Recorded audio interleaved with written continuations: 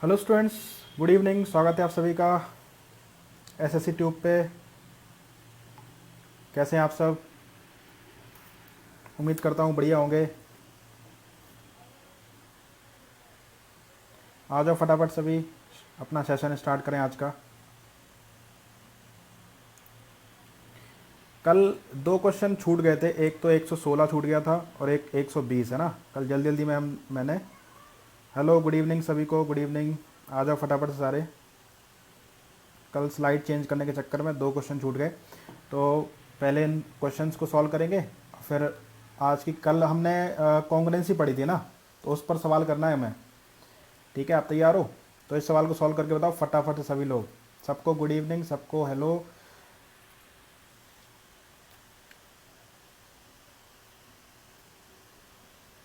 चलो, मस्त ही रहना चाहिए। क्वेश्चन नंबर 116, मतलब आज की क्लास का पहला सवाल।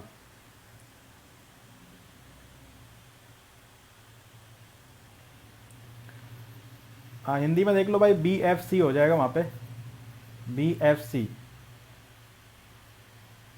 ठीक है, इसको कर लो आप ट्राइंगल बी, और हिंदी में लिखा है ना BFC। ठीक है कृष्णा, अब ठीक है, उसको आप BFC कर लो। बताओ इस सवाल का आंसर क्या आएगा। ABCD एक रेक्टेंगल है और हमें इस वाले का एरिया बताना है, ये जो क्वाड्रिलेटरल है ADEF का। ठीक है, फटाफट इसको शेयर कर दो ताकि और भी बच्चे आ जाएं और क्लास का आनंद ले पाएं। कल हमने कॉन्ग्रुएंसी पर बात करी थी, उस पर सवाल करने हैं हमें, और फिर हम आ जाएंगे सेंटर्स ऑफ ट्राइंगल पे। ठीक है, तो सिमिलरिटी हो गया, कॉन्ग्रुएंसी हो गया। एक क्लास में ऐसे ही लूँगा ताकि मैं उसमें सबका बेसिक बता दूँ आपको। ठीक है, कॉन्ग्रुएंसी का वैसे हम बेसिक डिस्कस करते जाते हैं, लेकिन क्योंकि क्लास में ये लाइव क्लास है, आप लोग यहाँ पर प्रैक्टिस करने आते हो। ठीक है, तो आप मुझे कमेंट में लिख करके बता देना कि किस दिन मतलब हम एक दिन ऐसी क्लास रख लेंगे 1 डेढ़ 2 घंटे की, जिसमें हम मैक्सिमम अपना बेसिक कवर कर लेंगे। ठीक है, उसको आप चाहे लाइव देख लो या फिर रिकॉर्डिंग का आप देख लेना। ठीक है, जैसा भी आप करना हो, क्योंकि ज्योमेट्री देखो सबसे अगर हम बात करें तो टफ भी है और सरल भी है ना।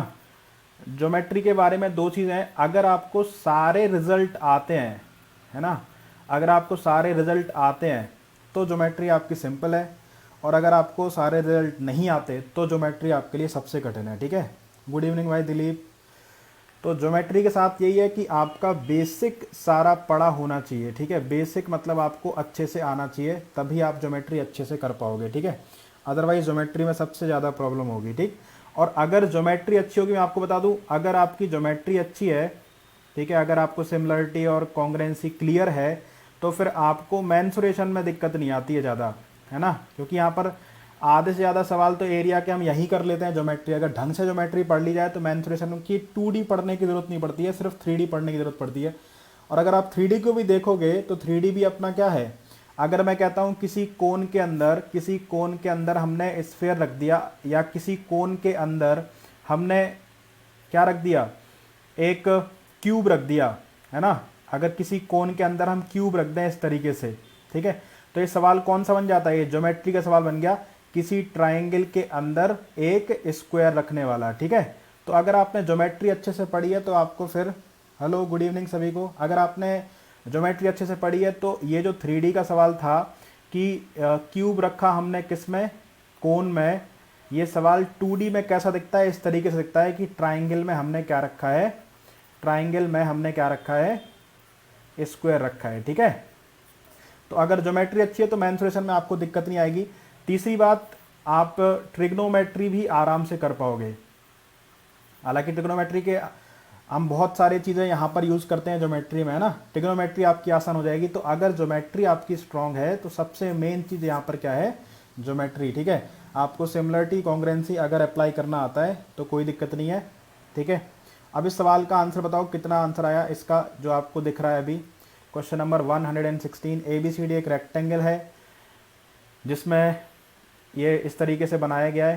ठीक है, तो हमें बताना है कि एरिया ऑफ क्वाड्रिलेटरल ADEF का एरिया क्या होगा। ADEF का एरिया बताओ क्या होगा। देखते हैं कितने लोग आंसर दे पाते हैं। ठीक है, बताओ फटाफट सभी लोग क्या आंसर आएगा इसका। इसका एरिया हमें दिया है 4, इसका एरिया दिया 4 और इसका एरिया दिया 5। हमें बताना है कि quadrilateral A D E F का एरिया क्या होगा। ए डी ई एफ का एरिया बताओ क्या होगा, फटाफट सभी लोग।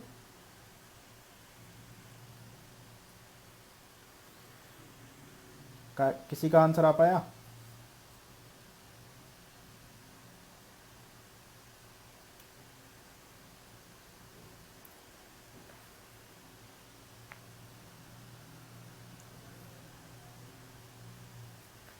जो बच्चे यूट्यूब पर देख रहे होंगे उनके कमेंट नहीं ले पाऊंगा, उन्हें आना पड़ेगा फेसबुक पे। ठीक है, तो अगर आप यूट्यूब पे देख रहे हो तो वहाँ पर कमेंट का थोड़ा सा प्रॉब्लम हो जाएगा, मतलब आपके डाउट्स नहीं ले पाऊंगा वहाँ पर मैं। ठीक है, देखो इसको सॉल्व करते हैं अब।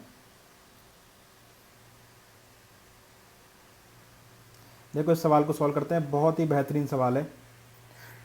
इसका आंसर आएगा अपने पास 7.25 सेंटीमीटर स्क्वायर। ठीक है, देखो सबसे पहले अगर मैं आपसे बात करता हूँ, देखो मैं आपको एक एक स्टेप से समझाऊंगा। ठीक है, अगर मैं सबसे पहले आपसे बात करूँ कि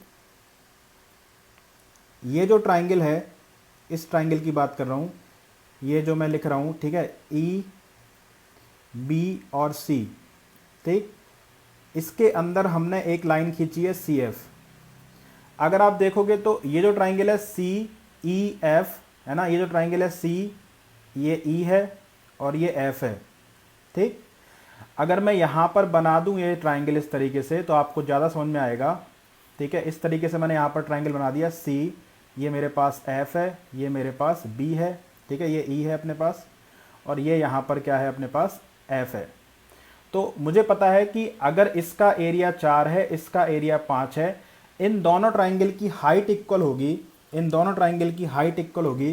तो अगर दोनों ट्राइंगल की हाइट इक्वल है तो फिर एरिया डायरेक्टली प्रोपोर्शनल हो जाता है किसके, बेस के। मतलब जो रेशियो बेस का होगा वही रेशियो एरिया का होगा, और जो रेशियो एरिया का है वही रेशियो क्या हो जाएगा अपने पास, बेस का हो जाएगा। मतलब ये 4 हो जाएगा और ये कितना हो जाएगा, 5। पहली बात सबको समझ में आई। इन दोनों ट्राइंगल का एरिया, हमें ई एफ सी का एरिया दे रखा था 4 सेंटीमीटर स्क्वायर, हमें बी एफ सी का एरिया दे रखा था 5 सेंटीमीटर स्क्वायर। तो हमें पता चल गया कि ये अपना 4 होगा और ये कितना हो जाएगा, 5 हो जाएगा। पहली चीज़ आपको ये पता चल गई होगी। ठीक है, दूसरा, अब देखो अगर आप देखोगे तो यहाँ पर जो ट्राइंगल है वो आपस में सिमिलर भी है। कौन कौन से ट्राइंगल, मैं बना देता हूँ आपको कौन कौन से ट्राइंगल को सिमिलर कर रहा हूँ मैं। ठीक है, अगर मैं इसको इससे मिला देता हूँ, ये अपने पास क्या है, ई है। ठीक है, ये अपने पास सी है, ये एफ हो गया और ये अपने पास ए है और ये अपने पास बी है। ठीक, क्योंकि ये रेक्टेंगल है तो ये आमने सामने वाली साइड आपस में पैरेलल होती हैं, तो ये वाला एंगल अगर थीटा होगा तो अल्टरनेट इंटीरियर एंगल से ये वाला एंगल भी कितना हो जाएगा, थीटा। अगर ये एंगल अल्फा है तो ये वाला एंगल भी कितना हो जाएगा, अल्फा हो जाएगा। ठीक है, इतनी बात सबको समझ में आ गई होगी। और ये बचा, वैसे ये तो सिमिलर हो गए, और अगर चाहते हो तो ये भी वर्टिकल अपोजिट एंगल क्या हो जाएंगे, बराबर। तो इस ट्राइंगल की ये 4 थी साइड और ये कितनी थी, 5 थी, है ना। ये अगर 4 है तो ये कितना है, 5 है। ये दोनों ट्राइंगल अगर सिमिलर हैं तो इस छोटे ट्राइंगल की हर एक साइड 4 आ जाएगी और इस ट्राइंगल की हर एक साइड कितनी आ जाएगी, 5 आ जाएगी।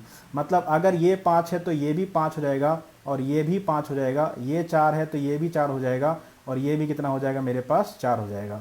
ठीक है, ये सारी साइड आपस में क्या आ जाएंगी, 4 4 4, और ये कितनी आ जाएगी, 5 5, किस में, यूनिट में। ठीक है, अब आप देखोगे कि अगर ये रेक्टेंगल है, अगर ये रेक्टेंगल है, ये टोटल 5 है, ये 4 है, तो ये कितना बचा अपने पास, 1 बचा। यहाँ से लेके यहाँ तक कितना हो गया, 1। ठीक है, यूनिट में सारी बातें हो रही हैं।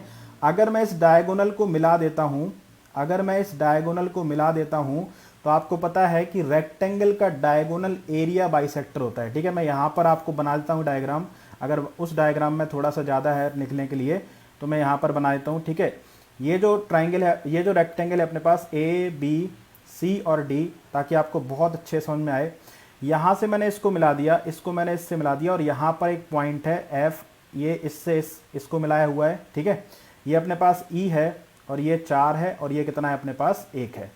तो मुझे पता है कि इन दोनों ट्राइंगल का एरिया भी आपस में क्या होगा, बराबर, और जितना एरिया इस ट्राइंगल बी सी डी का आएगा उतना ही area triangle A D B का आएगा, क्योंकि जो रेक्टेंगल के डायगोनल होते हैं वो एरिया बाइसेक्टर होते हैं। ठीक है, तो आपको पता है कि इसका एरिया 4 यूनिट होगा और इसका एरिया कितना होगा, 1 होगा, मतलब इस पूरे का एरिया कितना हो जाएगा मेरे पास, 5 हो जाएगा, है ना।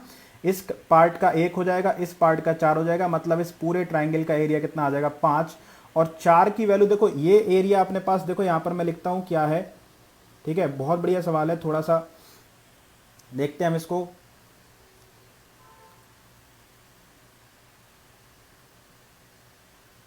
देखो ये एरिया अपने पास कितना है, 4। ठीक है, ये एरिया अपने पास कितना है, 4, ये क्या हो गया, और ये एरिया अपने पास कितना है, 5। ठीक है, एक सेकंड रुकना। ये एरिया अपने को कितना दे रखा था, ये 4 और ये 5। अब मुझे पता है कि इस वाले पार्ट का, इस ट्राइंगल का एरिया कितना है, 9 यूनिट है। तो 4 की वैल्यू कितनी मिल गई मुझे, 9 मिल गई। 4 यूनिट की वैल्यू कितनी होगी, 9। तो 5 की वैल्यू कितनी आ जाएगी अपने पास, 5 की वैल्यू आ जाएगी 9/4 इंटू कितना, 5। ठीक है, ये हो जाएगा 45/4। 45/4 का मतलब कितना, 11.25। ठीक है, मतलब इधर डायगोनल के इधर अगर एरिया 11.25 है तो इधर भी एरिया कितना होगा, 11.25। इस तरीके से अब अगर मैं आपको बना दूं पूरा ट्राइंगल, ठीक है, तो मुझे पता है कि ये भी एक डायगोनल है, ये भी एक डायगोनल है, और अगर रेक्टेंगल के डायगोनल एरिया बाइसेक्टर होते हैं तो इसका एरिया भी, जो अपना ट्राइंगल है सी डी ए, इसका एरिया भी कितना आ जाएगा, 11.25। उसमें से अगर हम इस ट्राइंगल का एरिया घटा देते हैं, इस ट्राइंगल का एरिया अगर घटा दिया जाए, 4 यूनिट अगर इसमें से घटा दो तो अपने पास कितना बचेगा, 7.25, जो कि इस क्वाड्रिलेटरल का क्या हो जाएगा, एरिया हो जाएगा। तो इस सवाल का आंसर कितना है मेरे पास, बी है। ठीक है, बताओ क्या बात समझ में आई यहाँ तक, देख लो कोई भी डाउट किसी भी बच्चे को। बेहतरीन सवाल आज की क्लास का।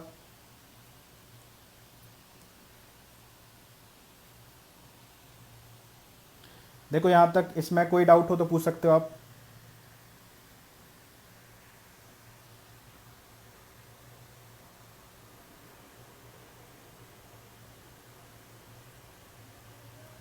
इसमें कोई भी डाउट हो तो आप पूछ सकते हो।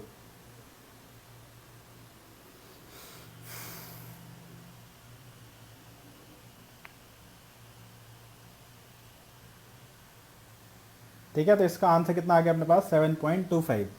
बहुत बढ़िया सवाल। एक क्वेश्चन रह गया था 20, ठीक है, उसको भी कर लेते हैं, कल छूट गया था। इसको बता दो इसका आंसर क्या आएगा, क्वेश्चन नंबर 120। बाकी तो हमने कर लिए थे। क्वेश्चन नंबर 120, एक ट्राइंगल है एबीसी, बीसी बराबर 24 है, area of triangle is 120 centimetre square, AD is perpendicular to BC, find the distance between mid point of BD and AC. AD और बीडी के मिड पॉइंट के बीच की दूरी ज्ञात करनी है, बताओ क्या आंसर आएगा इसका। एडी और बीडी के बीच की, मिड पॉइंट के बीच की दूरी ज्ञात करनी है, बताओ क्या आंसर आएगा इसका।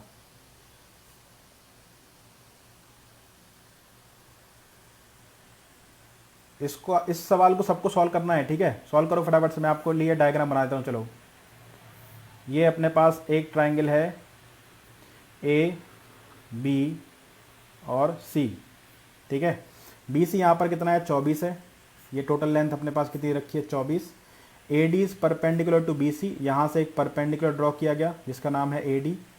ए D is perpendicular to B C, ठीक है। Find the distance between the mid point of B D, B D का मिड पॉइंट और ए सी का मिड पॉइंट, ठीक है। इनके बीच की दूरी बतानी है। बीच की दूरी मतलब क्या हो जाएगा, परपेंडिकुलर, ठीक है। बीच की दूरी मतलब क्या हो जाएगा अपने पास, परपेंडिकुलर, ये बताना है। इसको अगर हम ई बोल देते हैं और ये अपने पास क्या आ जाता है, एफ। तो ई एफ की लेंथ बतानी है, कितनी होगी बताओ फटाफट। Find the length of E F.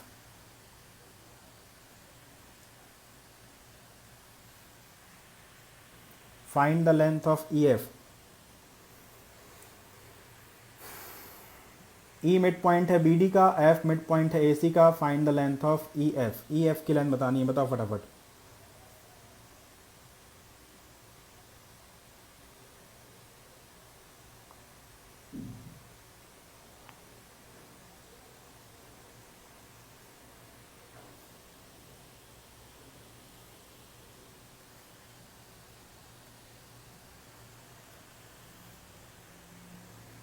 बताओ क्या आंसर आएगा इसका।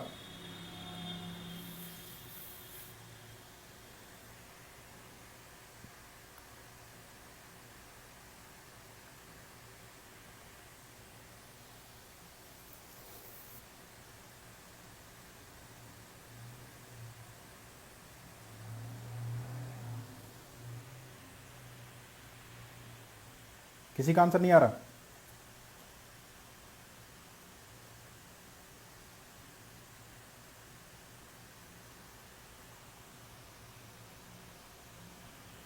देखो, अगर इसका एरिया 120 सेंटीमीटर स्क्वायर है, ठीक है, तो इसका एरिया लिख सकते हैं हम half into B C into A D बराबर कितना अपने पास 120 है ना। तो ये हो जाएगा हाफ इंटू बी सी कितना अपने पास 24 इंटू ए डी बराबर कितना 120। 24 से 5 बार कट गया तो ए डी अपने पास कितना आ गया, ए डी आ गया अपने पास 10। ए डी आ गया अपने पास 10। साक्षी का आंसर आ रहा है ए आंसर नहीं है इसका। देखो, अपने को बी सी पता है, ए बी थोड़ी ना पता है, ठीक है, और ये मिड पॉइंट इस साइड का थोड़ी ना है, ये तो बी डी का मिड पॉइंट है, ठीक है। ये गलती मत करना है इसमें कि 24 का आधा 12 कर दो। ये अगर बी सी का मिड पॉइंट होता तो बात बन जाती, बात क्या बन जाती, तब भी आंसर नहीं निकल पाता है ना, क्योंकि हमें ए भी नहीं पता।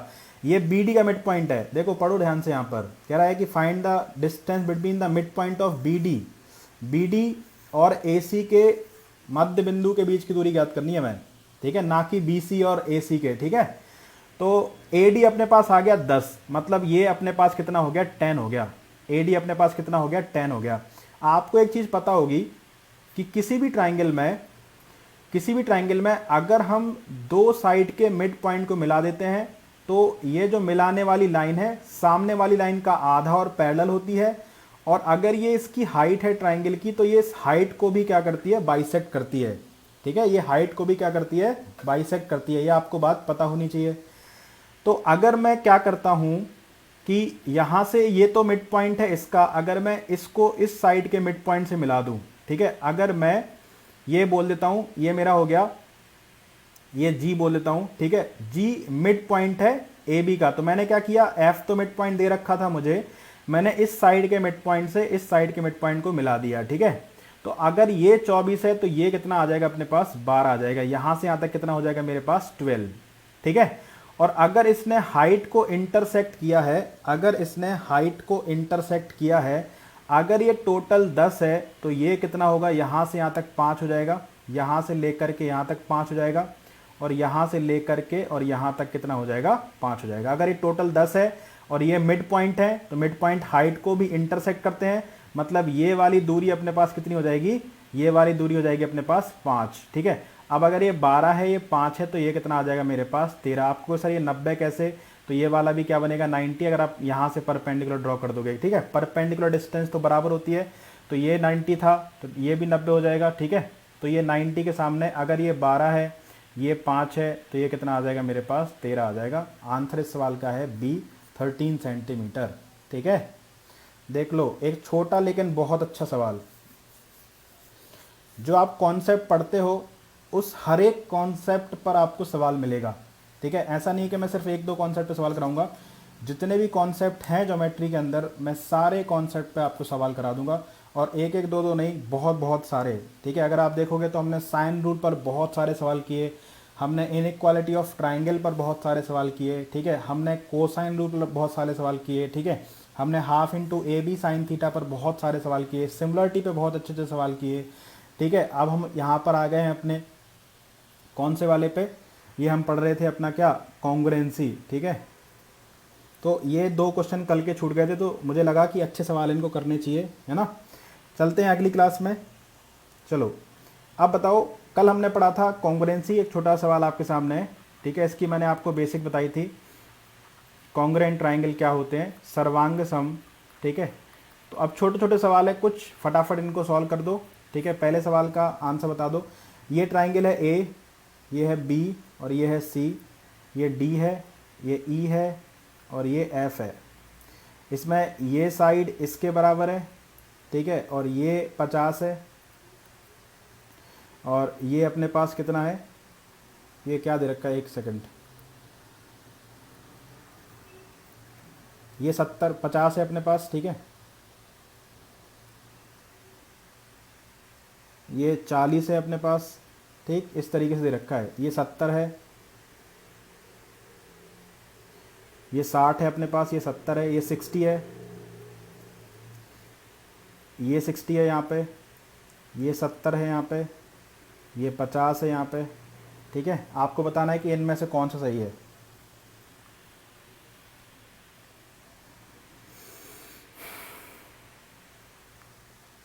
अगर एक साइड बराबर है, अगर एक साइड बराबर है तो ट्राइंगल सिमिलर नहीं होंगे, ठीक है। अगर दो एंगल और एक साइड बराबर है तो सिमिलर नहीं होंगे, क्या हो जाएंगे, कॉन्ग्रुएंट हो जाएंगे, ठीक है, सर्वांग सम हो जाएंगे। अब इसमें देखो AC बराबर है, ये AC है और यहाँ पर DE बराबर है, तो सबसे पहला काम हम ये देखते हैं कि AC किसके बराबर है, DE के। तो AC DE के बराबर यहाँ पर है, यहाँ पर AC DF के बराबर है, ये ऑप्शन गलत है। यहाँ पर AC DF के बराबर है, ये ऑप्शन गलत है। यहाँ पर AC DE के बराबर, ये गलत है, ठीक है। क्यों, क्योंकि ये क्या है, सिमिलर है। सिमिलर तो होंगे होंगे, साथ में क्या होंगे, कॉन्ग्रुएंट होंगे। तो कॉन्ग्रुएंट अगर दिया है तो आंसर क्या आ जाएगा इस सवाल का, ए आ जाएगा। एंगल चेक करने की जरूरत नहीं है, क्योंकि ये एंगल अगर 60 है तो इसका एंगल ये 60 है, ठीक है। अगर एंगल ए किसके बराबर है, ई के बराबर है, एंगल ए ई के बराबर है, और ये बी किसके बराबर हो जाएगा, अगर ये 60, 7 6 13 और 5 कितना आ जाएगा, 18। ये एंगल बी किसके बराबर हो जाएगा, अपना एफ के बराबर, और सी किसके बराबर हो जाएगा, डी के बराबर, ठीक है। क्लियर है। तो इसका आंसर क्या आ जाएगा मेरा, ऑप्शन नंबर ए। डी नहीं आएगा इसका। सिमिलर तब होते जब ये साइड ना दी होती, ठीक है। सिमिलर तो है ही, सिमिलर तो है ही, लेकिन कॉन्ग्रुएंट भी है, तो कॉन्ग्रुएंट सही आंसर है इसका, ठीक है। चलो अगला सवाल करो फटाफट से।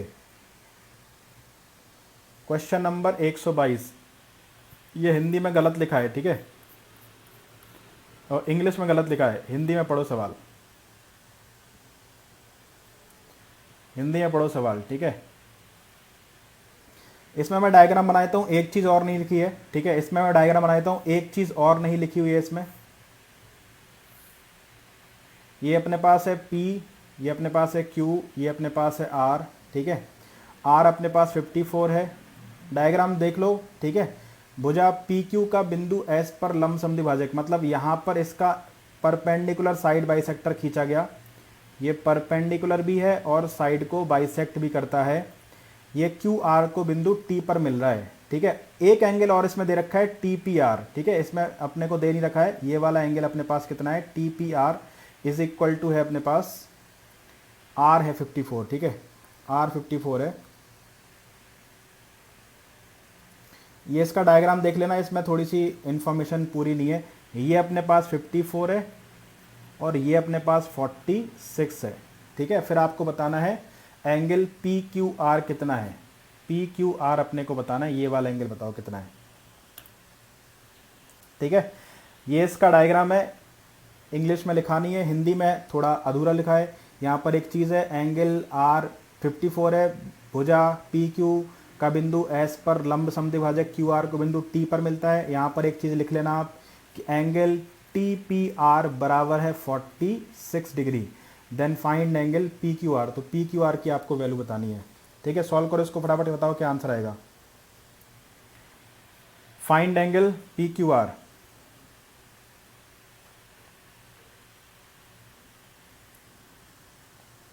साक्षी का आंसर आया ए, और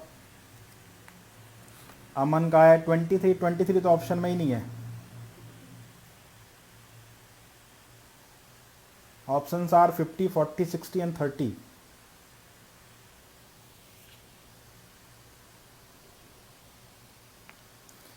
D 30।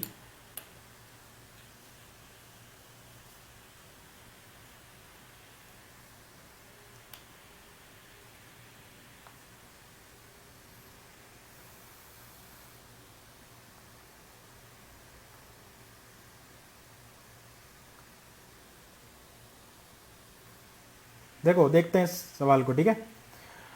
अगर हम इसको कुछ नाम देते हैं, ये एस है अपने पास, ठीक है। तो आप दो ट्राइंगल देखो, एक ट्राइंगल अपने पास कौन सा है, QST, और एक ट्राइंगल आप देखो कौन सा, ट्राइंगल SPT, ठीक है। इसमें अगर आप देखोगे तो क्यू एस बराबर है पी एस के, ठीक, क्यू एस बराबर है पी एस के। सवाल क्या रहे, लंब समद्वि भाजक परपेंडिकुलर साइड बाइसेक्टर, ठीक है। तो क्यू एस बराबर हो जाएगा पी एस के, पहली चीज। दूसरा, एंगल यहां पर दे रखा है क्यू एस टी बराबर हो जाएगा अपना एंगल टी एस पी के, ठीक है, 90-90 है। ये भी 90 है अपने पास, ठीक है, ये भी 90 है अपने पास, और ये भी कितना है 90 है। और एस टी बराबर हो जाएगा एस टी के, ये कॉमन है दोनों में, ये कॉमन हो गया। ये इसलिए बराबर है क्योंकि 90 है, ठीक है, और ये सवाल में दे रखा है अकॉर्डिंग टू क्वेश्चन। तो अगर ये दो साइड और उनके बीच का एंगल, तो ये कौन सी प्रॉपर्टी हो गई, साइड एंगल साइड, है ना, साइड एंगल साइड।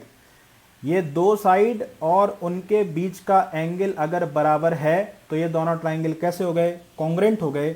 तो इनके तीनों एंगल आपस में बराबर हो जाएंगे। मतलब इस साइड के सामने वाला ये एंगल अगर थीटा है तो ये साइड कॉमन थी, इस साइड के सामने वाला ये एंगल भी क्या हो जाएगा, थीटा हो जाएगा, ठीक है।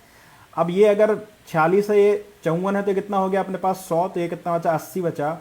ये इस ट्राइंगल का एक्सटीरियर एंगल बाइसेक्टर है। देखो अगर आप ध्यान से यहाँ पर, तो ये अपने पास एक्सटीरियर एंगल बाइसेक्टर है, ठीक है। ये अपने पास कितना हो गया 80, और ये अपने पास कितना है थीटा, और ये अपने पास कितना है थीटा है। ये अपने पास P है, ये अपने पास Q है, और ये अपने पास T है। तो हम थीटा बराबर कितना कह सकते हैं 40। तो इस सवाल का सही आंसर क्या है मेरे पास 40 डिग्री। अगर ट्राइंगल कॉन्ग्रेंट हो गए तो उनकी तीनों साइड आपस में बराबर हो जाती हैं, तीनों एंगल आपस में बराबर हो जाते हैं। तो इस साइड के सामने वाला ये एंगल और इस साइड के सामने वाला ये एंगल आपस में बराबर हो जाएंगे, ठीक है। इस साइड के सामने वाला ये एंगल और इस साइड के सामने वाला ये एंगल दोनों आपस में क्या हो जाएंगे, बराबर। हमसे ये एंगल पूछा था, तो अगर ये थीटा होगा तो ये वाला भी क्या हो जाएगा, थीटा। ये एंगल इसका एक्सटीरियर है, तो ये कितना हो जाएगा मेरा 2 थीटा, 2 थीटा बराबर 80, तो थीटा बराबर कितना आ जाएगा 40। 40 इस सवाल का सही आंसर है, ठीक है। देख लो, तो ना तो ए आंसर है, ना 23 आंसर है, ना डी आंसर है। इसका आंसर क्या है अपना 40 डिग्री। इसमें कोई डाउट हो तो पूछ लो, फटाफट से आगे बढ़ूँ फिर मैं। इसमें अगर किसी भी भाई बहन को दिक्कत है तो पूछ सकता है, फिर हम आगे बढ़ते हैं। कोई डाउट इसमें बताओ।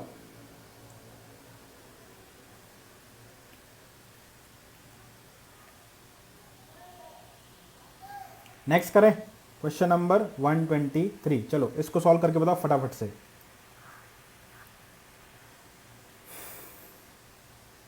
AD is perpendicular to the internal bisector of angle ABC of triangle ABC. DE is drawn through D and parallel to BC to meet AC at E. If the length of AC is 16 cm, then find the length of AE. AE की length बतानी है, बताओ फटाफट से क्या answer आएगा इसका। फटाफट सॉल्व करो, क्या आंसर आएगा इसका।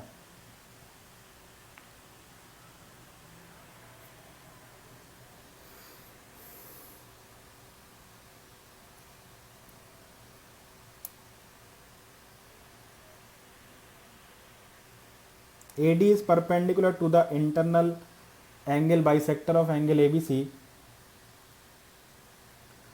DE is drawn parallel to D. देखो इसका मैं डायग्राम बनाता हूं आपके सामने।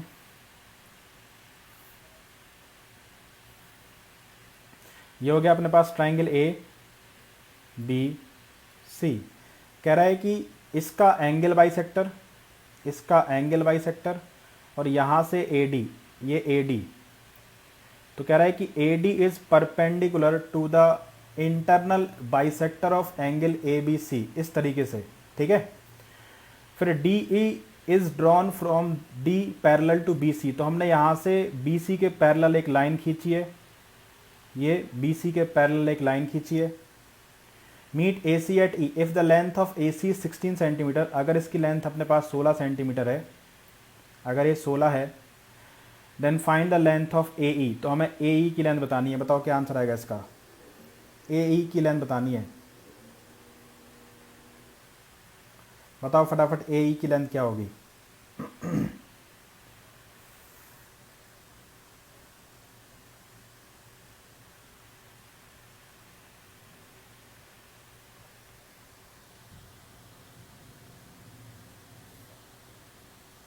इसका क्या आंसर आएगा बताओ।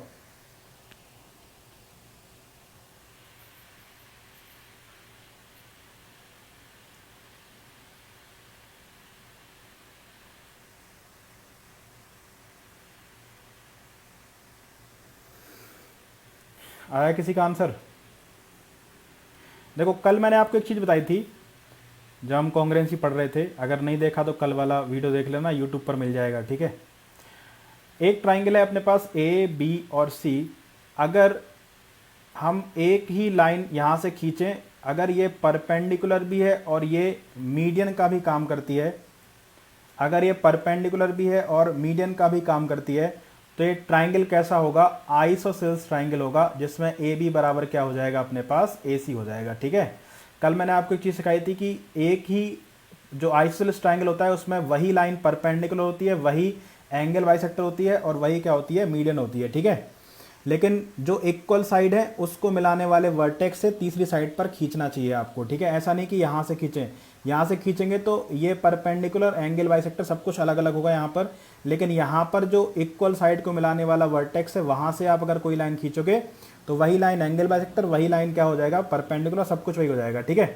तो अगर आप देखोगे इस लाइन को मैं आगे बढ़ाऊँ, इस लाइन को आगे बढ़ाऊँ, तो अगर ये 90 है तो ये भी 90 हो जाएगा। अब आप देखोगे तो एक ही लाइन परपेंडिकुलर भी है और वही लाइन एंगल बाइसेक्टर भी है, वही लाइन एंगल बाइसेक्टर भी है। इसका मतलब ये ट्राइंगल कैसा होना चाहिए? आइसोसेलेस ट्राइंगल होना चाहिए। ये दोनों साइड आपस में बराबर आने चाहिए, मतलब फिर ये मीडियन का भी काम करेगा, मीडियन का काम करेगा, मतलब ये डी क्या हो जाना चाहिए? Mid point. आपको मिड पॉइंट थ्योरम से एक चीज़ और पता है कि अगर ये इस साइड का मिड पॉइंट है और ये पैरेलल है तो ये जाकर के इस साइड के मिड पॉइंट पर ही जाकर के मिलेगी, है ना। तो अगर ये पैरेलल है, सवाल कह रहा था ये मिड पॉइंट है, तो फिर ई भी क्या होना चाहिए? आपका मिड पॉइंट होना चाहिए। और अगर ई मिड पॉइंट है तो फिर ये कितना आ जाएगा अपने पास? 8। 8 इस सवाल का क्या है? सही आंसर है, ठीक है। तो विपिन और अजीत का आंसर इस सवाल का सही है। Answer 8 is the correct answer, very good. 8 इस सवाल का सही आंसर है। 2017 के मेंस का सवाल है, ठीक है। 2017 के मेंस का सवाल है, ठीक। इसमें किसी भी बच्चे को कोई डाउट है तो पूछ सकता है। चलें अगले सवाल पे। क्वेश्चन नंबर देखते हैं 124, ठीक है। इसको सॉल्व करके बताओ, इसमें तो डायग्राम बना हुआ है। कह रहा है कि in triangle P Q are, P Q is 15, P R is 19। ये पी क्यू अपने पास कितना है? 15 है, और पी आर अपने पास कितना है? 19 है। S is the mid point of Q R, ये मिड पॉइंट है एस, ठीक है। चलो मैं यहाँ पर बना देता हूँ एक बड़ा सा डायग्राम ताकि आपको अच्छे से समझ में आए, ठीक है। ये अपने पास है P, ये अपने पास है Q और ये अपने पास है R। यहाँ से ये एक लाइन खींची गई है जो इस पर परपेंडिकुलर है, ठीक है। और ये हमें दे रखा है T, ये परपेंडिकुलर है। PQ अपने पास 15 है, PR अपने पास 19 है, ठीक है। S is the mid point of, ये मिड पॉइंट है इसका QR का।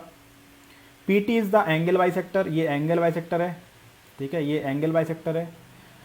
PTQ इज 90, PTQ 90 है, ये 90 दे रखा है मुझे।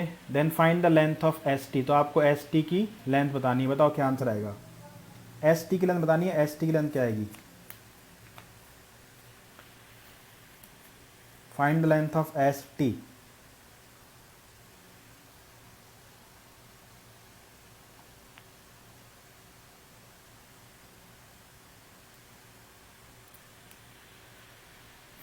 बताओ इसका आंसर फटाफट से।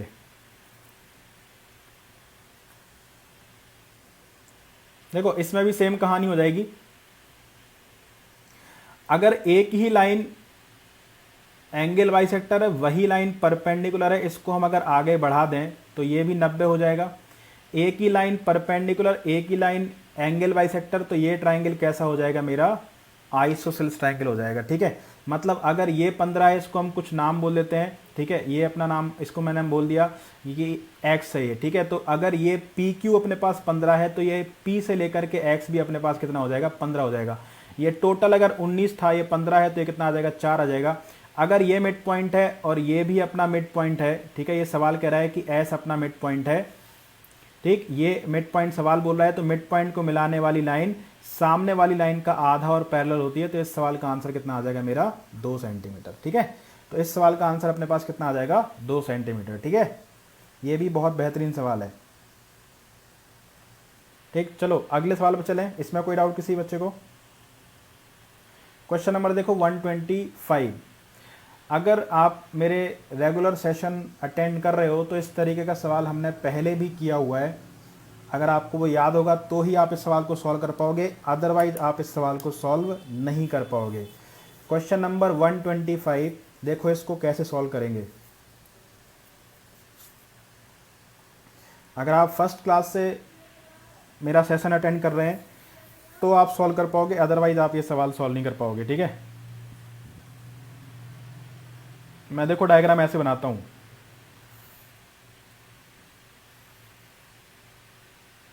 बताओ, सॉल्व करो जब तक आप। क्या आंसर आएगा इसका बताओ फटाफट से।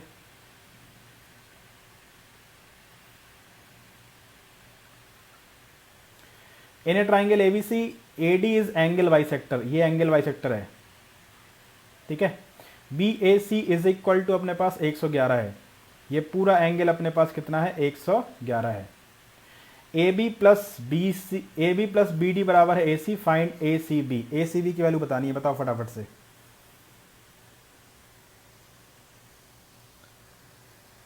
इस सवाल को आप तभी सॉल्व कर पाओगे जब आपने मेरे पीछे के क्वेश्चन देखे होंगे।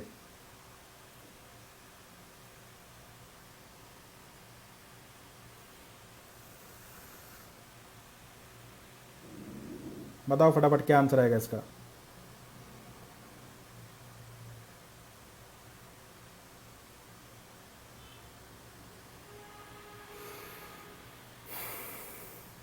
देखो, मैंने आपको एक चीज़ बताई थी कि ये 2017 के मेंस का सवाल है। इस तरीके से, मतलब ये तो नहीं है एग्जैक्ट वही सवाल नहीं है, थोड़ा सा चेंज किया है। यहाँ पर मैंने एंगल बाइसेक्टर बोल दिया, वहाँ पर एंगल बाइसेक्टर नहीं था। ठीक है, इस तरीके का सेम 2018 के मेंस में आया हुआ है। 2018 के मेंस का सवाल इसी तरीके का था। वो सवाल हम कर चुके हैं जब हमने पढ़ा था एंगल बाइसेक्टर, या जब हम पढ़ रहे थे साइन रूल वगैरह, है ना, वहाँ पर हमने ये सवाल किया था। ठीक, एंगल फाइंड करना था जहाँ पर।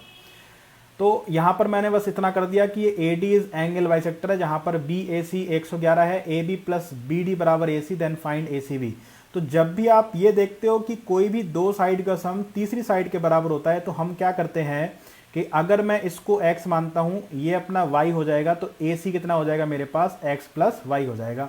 ठीक है, तो जब भी ऐसा सवाल देखे तो हम क्या करेंगे कि यहाँ पर एक पॉइंट मान लेंगे इस तरीके से, ये हमने मान लिया E, और इस E की लेंथ हम क्या रखेंगे कि BD क्या हो जाए अपने DE के बराबर। जब भी इस तरीके की आपको कंडीशन दिखे, अगर ये y है तो ये भी कितना हो जाएगा मेरे पास y हो जाएगा।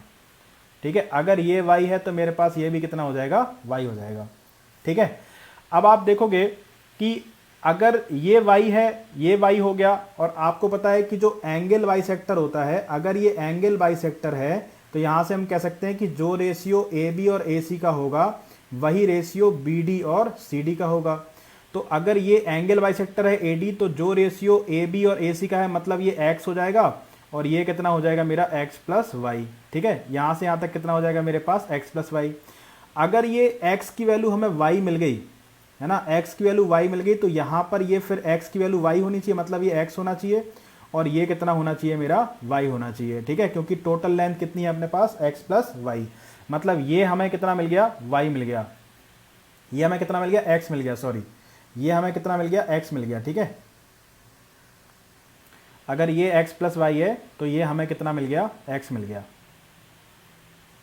ठीक है, अगर रेशियो में देखोगे तो वो x हो जाएगा। अगर रेशियो में देखोगे तो एक सेकंड, हमें क्या मिला, देखो ये यूनिट है और y की वैल्यू हमें कितनी मिली x मिली, है ना, या आप ऐसे कह सकते हो कि x यूनिट की वैल्यू कितनी है y है। तो x यूनिट की वैल्यू y है, x यूनिट की वैल्यू y है, अगर ये x है तो ये y होना चाहिए, मतलब अगर ये मेरे पास y हो जाएगा तो ये कितना हो जाएगा मेरे पास x, क्योंकि हमें पता है कि ये कितना है अपने पास, x यूनिट की वैल्यू अपने पास कितनी है y है, x यूनिट की वैल्यू कितनी है अपने पास है y, तो ये कितना हो जाएगा y और x, क्योंकि टोटल कितना है x प्लस वाई है। अब आप देखोगे तो ये सवाल बिल्कुल आराम से सॉल्व हो जाएगा। ठीक है, अब आप देखोगे तो ये सवाल अब आराम से बिल्कुल सॉल्व हो जाएगा। ठीक है, मैं कुछ चीज़ें मिटा देता हूँ, अब मुझे इसकी ज़रूरत नहीं है। ठीक है, अब मुझे इसकी भी ज़रूरत नहीं है। ठीक, अब आप देखोगे अगर, तो अगर एक ही लाइन बाइसेक्ट कर रही है और वही लाइन एंगल बाइसेक्टर है, अगर ये अपना इस तरीके से है तो ये ट्राइंगल कैसा बन जाएगा अपने पास, आइसोसेल्स ट्राइंगल बन जाएगा। ठीक है, ये क्या बन जाएगा अपने पास, आइसोसेल्स ट्राइंगल बन जाएगा। अगर ये y है, ये y है, ठीक है, और तो ये x है, तो ये भी कितना हो जाएगा अपने पास, x हो जाएगा। अगर ये x है और ये अपने पास x है, ठीक है, तो ये एंगल अगर थीटा होगा तो ये वाला एंगल भी कितना हो जाएगा अपने पास, थीटा हो जाएगा। तो ये एंगल कितना आ जाएगा अपने पास, 2 थीटा। ये वाली साइड इसके बराबर हो गई और ये साइड इसके बराबर हो गई। ठीक है, तो अगर ये 2 थीटा है तो ये वाला भी कितना हो जाएगा अपने पास, 2 थीटा। तो हम लिख सकते हैं कि 2 थीटा प्लस 111 प्लस थीटा बराबर कितना अपने पास, 180। ये हो जाएगा 3 थीटा बराबर कितना आ जाएगा अपने पास, 180 minus 111। 3 theta is equal to कितना आ जाएगा अपने पास, 69। तो थीटा बराबर अपने पास कितना आ जाएगा, 23। अगर थीटा अपने पास 23 हमसे ये पूछा गया था, कौन सा पूछा गया था, ए सी बी। इस सवाल का आंसर कितना है, थीटा है ये, तो थीटा की वैल्यू अपने को कितनी मिली, 23 डिग्री। ठीक है, तो इस सवाल का आंसर कितना हो जाएगा मेरे पास, 23 डिग्री। ठीक, तो कभी भी अगर आप इस तरीके की कंडीशन देखते हो सवाल में, तो आपको सवाल इसी तरीके से सॉल्व करना है, तो आपका सवाल आराम से सॉल्व हो जाएगा। अदरवाइज आप दिमाग लगाते रहोगे, नहीं होगा सॉल्व। ठीक है, क्वेश्चन नंबर 125 क्लियर।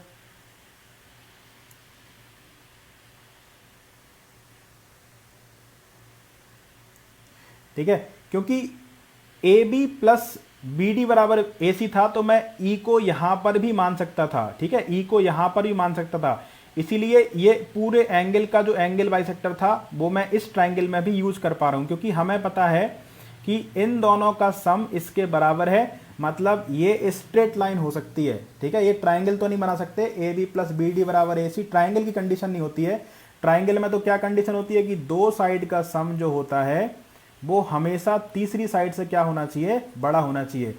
अगर ये कंडीशन होती तो ये तीनों ट्राइंगल बना सकते थे, जबकि यहां पर दिया है A B plus B D बराबर ए सी, ये कभी ट्राइंगल नहीं बना सकते। इससे क्या बन सकती है, सिर्फ और सिर्फ स्ट्रेट लाइन। ठीक है, तो अब उस स्ट्रेट लाइन में ए बी और ए सी के बीच में बी डी कहीं पर भी हो सकता है, तो मैं ई यहां पर ना लेकर के यहां पर भी ले सकता था। ठीक है, ये बात आपको समझ में आ रही होगी। ठीक, चलो अगले सवाल पे चलते हैं, क्वेश्चन नंबर 126। इसको सॉल्व करके बताओ फटाफट से। क्वेश्चन नंबर 126, 126 कह रहा है कि in the given A B C D the square angle M A N is 45 डिग्री, D M is 3, B N is 4, find M N. M N की आपको वैल्यू बतानी है कि एम एन की वैल्यू क्या होगी। ए बी सी डी एक स्क्वायर है,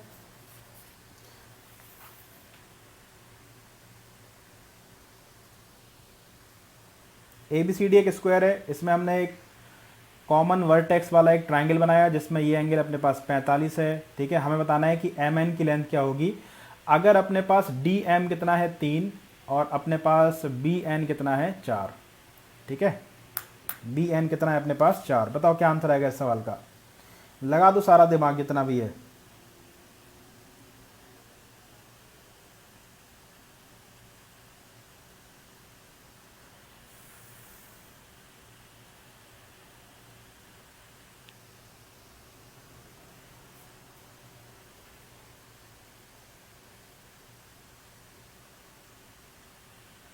बताओ फटाफट क्या आंसर आएगा इसका।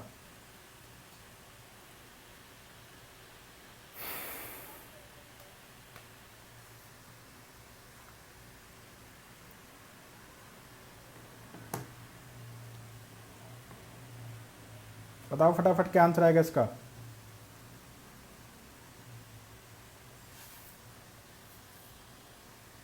किसी का आंसर नहीं आ रहा।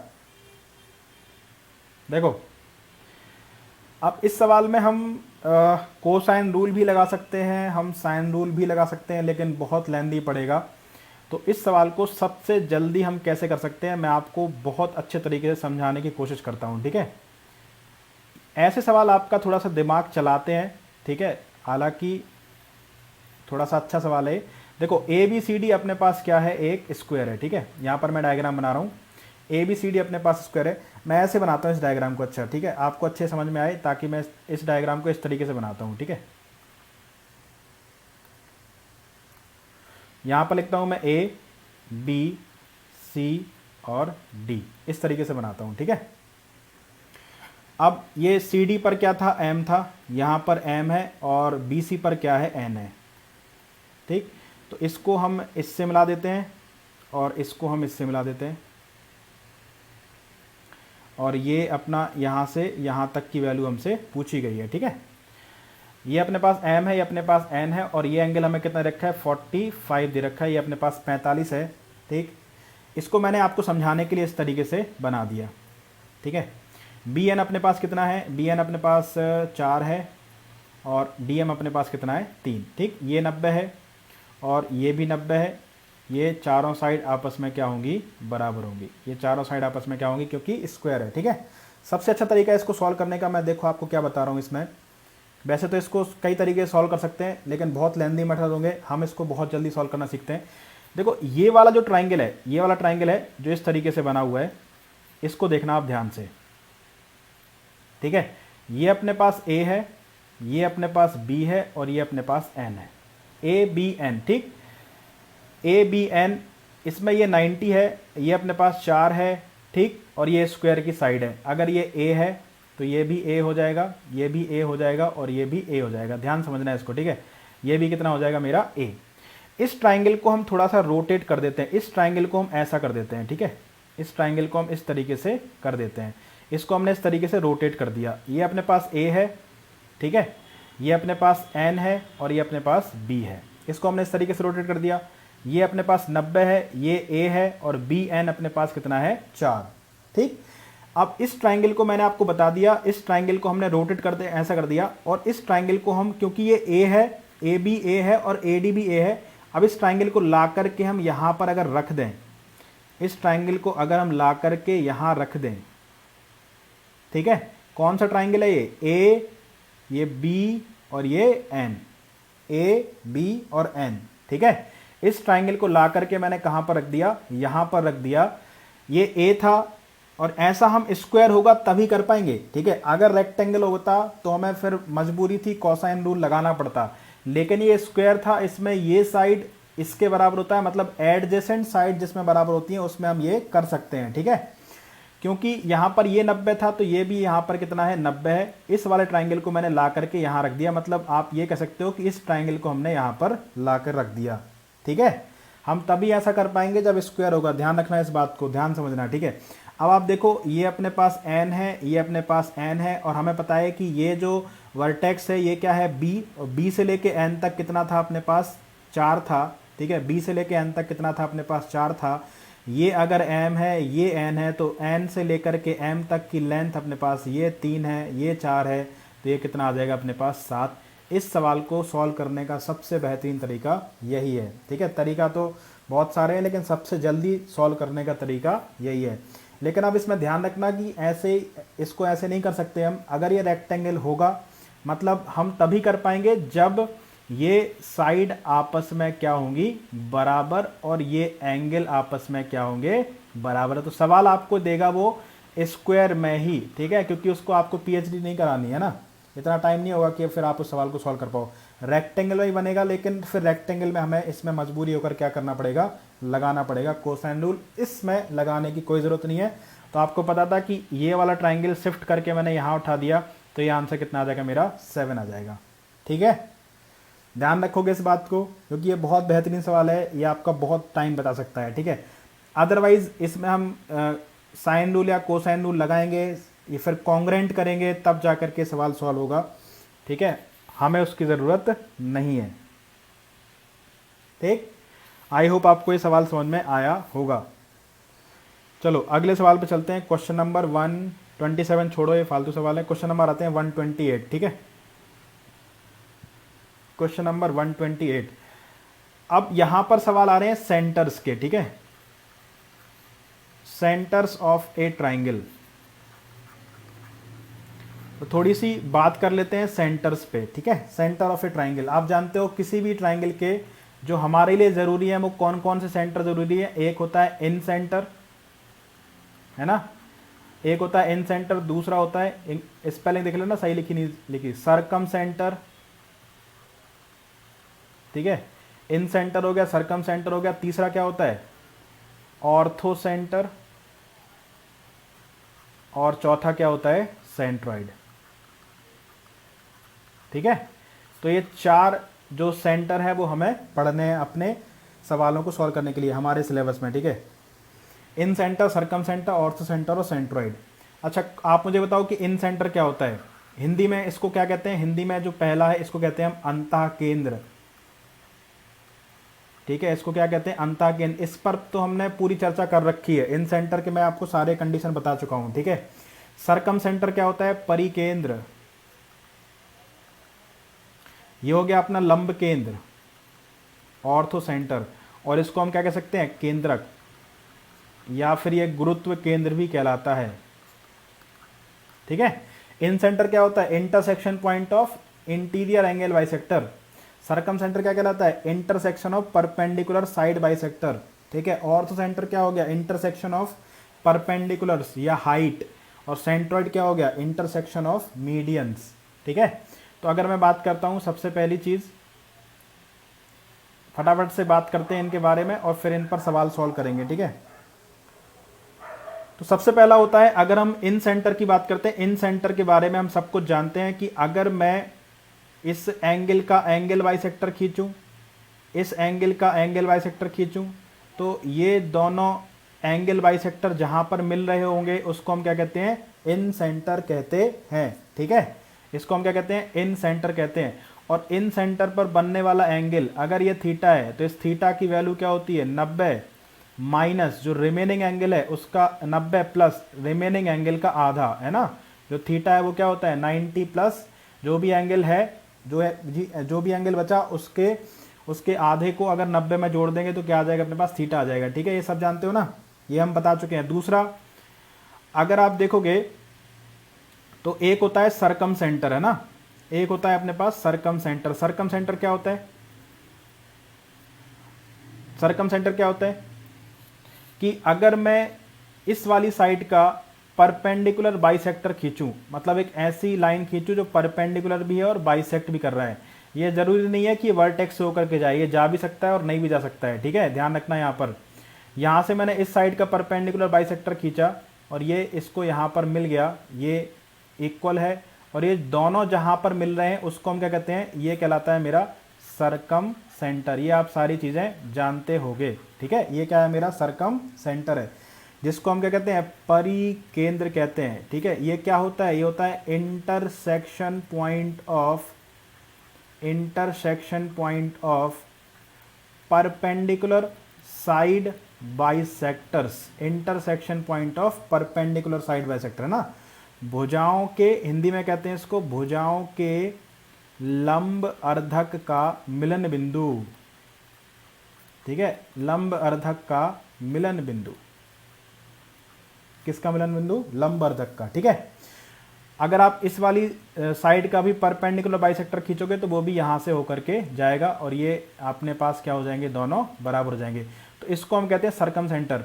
तो अगर हम इस सरकम सेंटर को तीनों वर्टेक्स से मिला देते हैं, यहाँ पर एक इंपॉर्टेंट चीज़ है, अगर हम इन तीनों वर्टेक्स को इस सरकम सेंटर से मिला देते हैं तो ये लेंथ आपस में क्या होती है बराबर होती है। ठीक है, अगर मैंने सरकम सेंटर को तीनों वर्टेक्स से मिला दिया, अगर मैंने सरकम सेंटर को तीनों वर्टेक्स से मिला दिया तो ये लेंथ क्या होती है आपस में बराबर होती है। ठीक है, ये लेंथ आपस में क्या हो जाएगी बराबर हो जाएगी। ठीक है, तो इसको हम क्या कहते हैं, इसको कहते हैं सरकम रेडियस। ये इसको हम कैपिटल आर से डिनोट करते हैं, कैपिटल आर से डिनोट करते हैं। ठीक है, इसको हम क्या कहते हैं, इसको कहते हैं सरकम रेडियस। क्या कहते हैं सरकम रेडियस। तो सरकम रेडियस से आप समझ गए होंगे कि मतलब कोई सर्कल बनने वाला है इसीलिए रेडियस है। तो अगर हम इसको रेडियस मान करके, इसको रेडियस मान करके, इसको रेडियस मान करके, इनमें से किसी को भी रेडियस मान करके अगर हम एक सर्कल खींचेंगे तो वो सर्कल इस ट्राइंगल के तीनों वर्टेक्स को टच करेगा। इसको हम क्या कहते हैं सरकम सर्कल, ये कहलाता है मेरा सरकम सर्कल। इसका सेंटर क्या हो गया, इसका सेंटर हो गया सरकम सेंटर, और इसकी रेडियस क्या हो गई अपने पास सरकम रेडियस।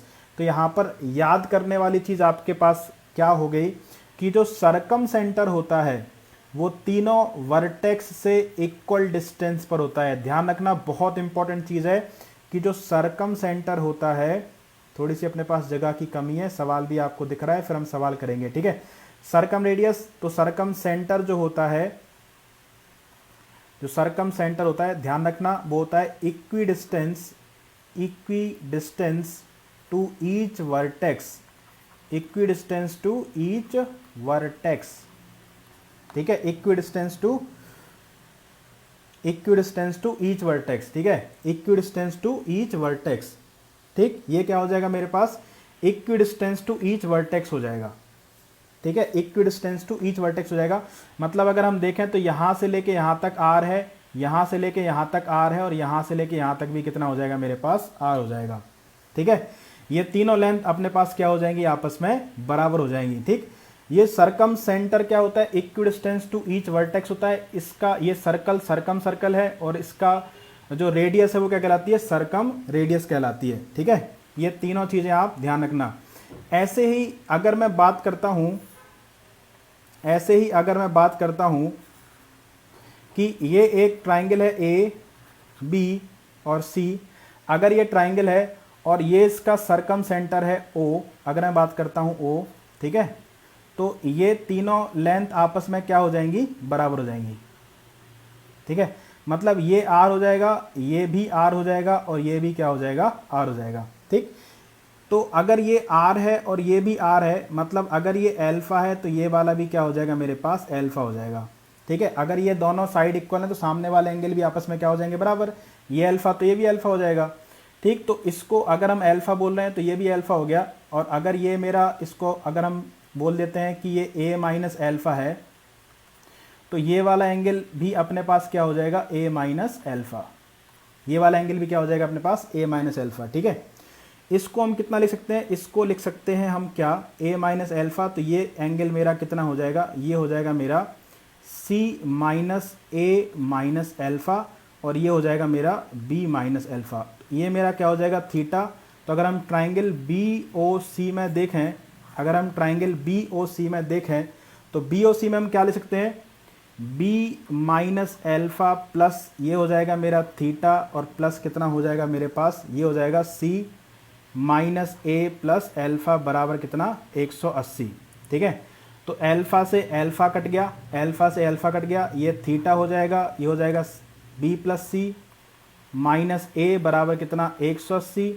इस ट्राइंगल ए बी सी में हम क्या ले सकते हैं, ए प्लस बी प्लस सी बराबर 180, तो यहाँ पर हम बी प्लस सी की जगह कितना ले सकते हैं, 180 माइनस ए, 180 माइनस ए यहाँ पर लिख दें अगर हम, 180 माइनस ए, ये हो जाएगा माइनस ए बराबर 180, 180 से 180 कट जाएगा, तो थीटा बराबर कितना आ जाएगा अपने पास, 2a आ जाएगा। इसका मतलब है कि अगर कभी हमसे सरकम सेंटर पर एंगल पूछता है, ठीक है, अगर हमसे कोई पूछे कि इस वाले ट्राइंगल में एंगल बी ओ सी कितना है, एंगल बी ओ सी कितना है, तो ये क्या आ जाएगा मेरे पास, ये आ जाएगा 2 times of angle B A सी, ये आ जाएगा अपने पास 2 times of angle B A सी, ठीक है, ध्यान रखना आप, ठीक। तो अगर सरकम सेंटर पर हमसे एंगल पूछता है तो इन सेंटर पर होता है 90 प्लस रिमेनिंग एंगल का आधा, और अगर सरकम सेंटर पर एंगल पूछता है तो वो हो जाता है अपना 2 times of angle B A सी, ठीक है। जो भी एंगल है उसका क्या आ जाएगा, दुगना आ जाएगा। तो अगर मैं यहां पर आपके सामने बनाऊं, अगर ये एक ट्राइंगल है अपने पास ए बी सी, ए बी और सी, ठीक। अगर ये इसका सेंटर है सरकम सेंटर, अगर हम ये बोलते हैं सरकम सेंटर है, ठीक है, तो अगर इस एंगल की आपसे बात पूछी जा रही है, तो अगर ये एंगल ए है तो ये कितना हो जाएगा मेरा, 2a हो जाएगा, ठीक है। अगर ये a है तो ये कितना हो जाएगा मेरा, 2a हो जाएगा, ठीक। अगर ये मेरा a है तो ये कितना हो जाएगा मेरा, 2a हो जाएगा, ठीक है। अगर ये a है तो ये कितना हो जाएगा, 2a। और इन सेंटर में आप ध्यान रखना, अगर ये थीटा पूछ रहा है, अगर मैं इसको इससे मिला देता हूं, और अगर मैं ये थीटा पूछ रहा हूं, ये थीटा, तो ये थीटा बराबर हो जाएगा मेरे पास 90 प्लस एंगल a बाय 2, ठीक है, ठीक है, 90 प्लस एंगल a बाय 2, ठीक है। तो ये दो चीजें अभी ध्यान रखो आप। तीसरा अगर मैं बात करता हूं, अगर हम आते हैं अपने नेक्स्ट पे, तो अपना आ जाता है कौन सा, ऑर्थो सेंटर, ठीक है। ये आ जाता है मेरा कौन सा, ऑर्थो सेंटर। ऑर्थो सेंटर क्या होता है, इंटरसेक्शन पॉइंट ऑफ परपेंडिकुलर्स, ठीक है। इसको हम अगली स्लाइड पे देखते हैं, इंटरसेक्शन पॉइंट ऑफ परपेंडिकुलर्स, ठीक है। ये हो जाएगा मेरा ऑर्थो सेंटर, ठीक है, ऑर्थो सेंटर। ऑर्थो सेंटर में क्या हो जाएगा कि अगर ये एक ट्राइंगल है अपने पास, ठीक है, ये एक ट्राइंगल है अपने पास, ये सबसे सिंपल है ऑर्थो सेंटर। यहाँ से एक परपेंडिकुलर ड्रॉ किया हमने, यहाँ से एक परपेंडिकुलर ड्रॉ किया हमने, और यहाँ से एक परपेंडिकुलर ड्रॉ किया हमने, तो ये तीनों परपेंडिकुलर जहाँ पर मिल रहे हैं उसको हम क्या कहते हैं, ऑर्थो सेंटर कहते हैं, ठीक है। ये क्या कहलाता है मेरा, ऑर्थो सेंटर। ये क्या कहलाता है मेरा, ऑर्थो सेंटर, ठीक है। या इसको हम क्या कहते हैं, लंब केंद्र, इसको कहते हैं ऑर्थो सेंटर या लंब केंद्र। तो आप देखोगे कि अगर मैं इसको बोल देता हूँ ओ, ठीक है, इसको अगर हम ओ बोल देते हैं तो ओ अपने पास कितना हो जाएगा, अगर ये 90 है तो ये भी 90 हो जाएगा, अगर ये एंगल ए है तो ये कितना हो जाएगा मेरा, 180 माइनस ए, ठीक है, 180 माइनस ए, ठीक है। तो सबसे पहला आपको ये याद रखना है, अभी जो सवाल आएंगे उनमें अगर आप देखोगे तो सबसे पहला आपको ये याद रखना है कि अगर ये इन सेंटर है, तीन चीज़ें ध्यान रखनी है आपको, अगर ये इन सेंटर है, ये आई मेरा इन सेंटर है, तो ये एंगल बी आई सी कितना हो जाएगा, ये हो जाएगा 90 प्लस ए का आधा, ठीक है। दूसरा आपको ये याद रखना है कि अगर ये सरकम सेंटर होगा, अगर ये ट्राइंगल अपने पास ए बी सी है और अगर ये सरकम सेंटर है, ठीक है, अगर ये सरकम सेंटर है ओ, तो ये एंगल कितना हो जाएगा, एंगल बी ओ सी बराबर हो जाएगा 2 टाइम्स एंगल बी ए सी, ठीक है। और तीसरा क्या हो जाएगा अपने पास, तीसरा हो जाएगा अपने पास, अगर ये लंब केंद्र है, अगर ये लंब केंद्र है अपने पास ओ, ठीक है, परपेंडिकुलर बाइसेक्टर है, मतलब ये लंब केंद्र है, तो एंगल बी ओ सी अपने पास कितना हो जाएगा, ये हो जाएगा अपने पास 180 माइनस ए, ठीक है। तो ये चीज़ें आपको ध्यान रखनी है, ठीक है, ये चीज़ें आपको ध्यान रखनी है, ठीक। तो अब इन पे हम सवाल करते हैं अपने पास फटाफट से, ठीक। ये वाला सवाल है, इसको सॉल्व करके बताओ फटाफट।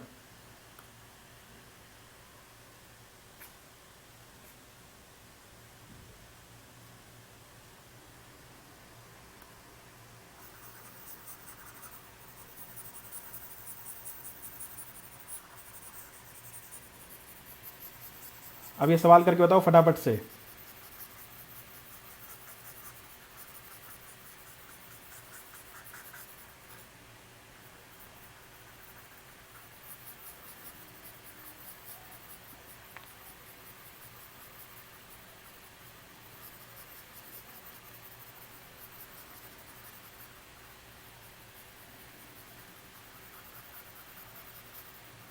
भाई ये सारे प्रीवियस ईयर क्वेश्चन है, ये तो किसी ना किसी सबको, जिसने जिसकी बात कर रहे हैं उसने भी कहीं ना कहीं से टापे होंगे, ठीक है, कॉपी करे होंगे, है ना। तो ये फालतू की बातें मत करो यहाँ पे, आप मेथड देख लो, उनने जैसे सॉल्व कराया और मैं जैसे सॉल्व करा रहा हूँ, मेथड बिल्कुल अलग अलग होगा, ठीक है। क्वेश्चंस तो सबके, किसी का क्वेश्चन नहीं होता है, ठीक है। अब ये अगर ये प्रीवियस ईयर होंगे तो कोई भी अगर इसको लिखेगा तो ऐसे ही लिखेगा, और आप उठा करके देख लो, ये सारे प्रीवियस ईयर क्वेश्चंस हैं, सीडीएस या कैट में या कहीं से बनाए हुए क्वेश्चन नहीं है। मेथड देखो आप, ठीक है, क्वेश्चंस मत देखो। चलो ये वाला सवाल बताओ फटाफट से, ये फालतू लोग तो आते रहते हैं। ये वाला सवाल को, ये सवाल सॉल्व करो, ठीक है।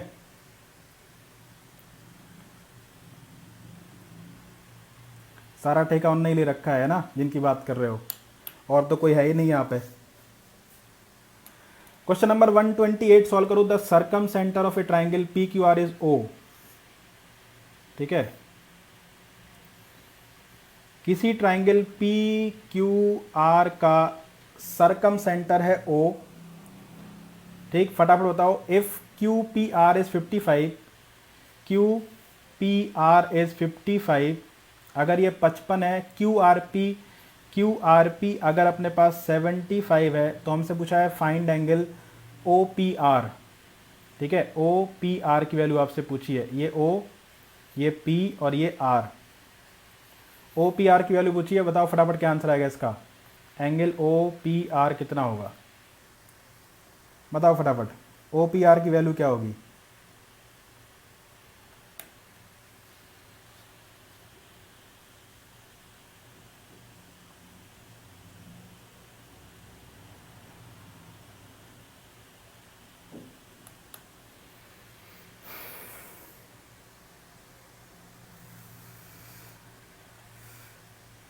ओ पी आर बताओ फटाफट कितना आएगा, ओ पी आर कितना होगा, एंगल ओ पी आर।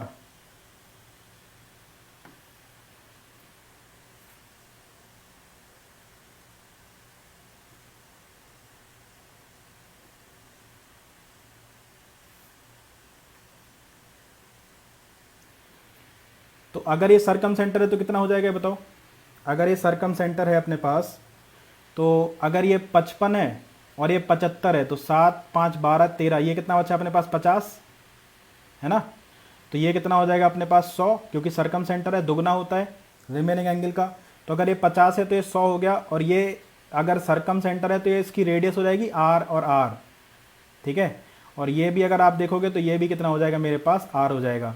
अगर ये और ये दोनों साइड इक्वल हैं तो ये एंगल 100 है, तो ये कितना हो जाएगा, बचा 80, तो ये 40 40 हो जाएंगे, ये भी 40 हो जाएगा, और ये भी कितना हो जाएगा मेरे पास 40। तो 40 इस सवाल का क्या है, सही आंसर है। 40 is the correct answer for this question, ठीक है। 40 इस सवाल का क्या है, सही आंसर है। चलो अगला सवाल सॉल्व करो, क्वेश्चन नंबर 129। Question number 129।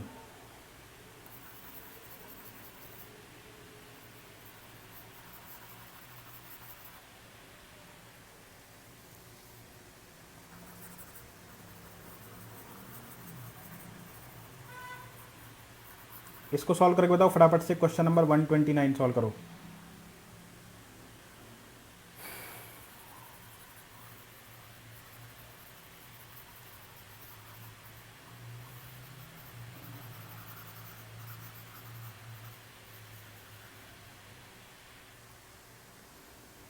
इसका आंसर बताओ, क्वेश्चन नंबर 129 कितना आएगा। अमन का आंसर आ गया 118।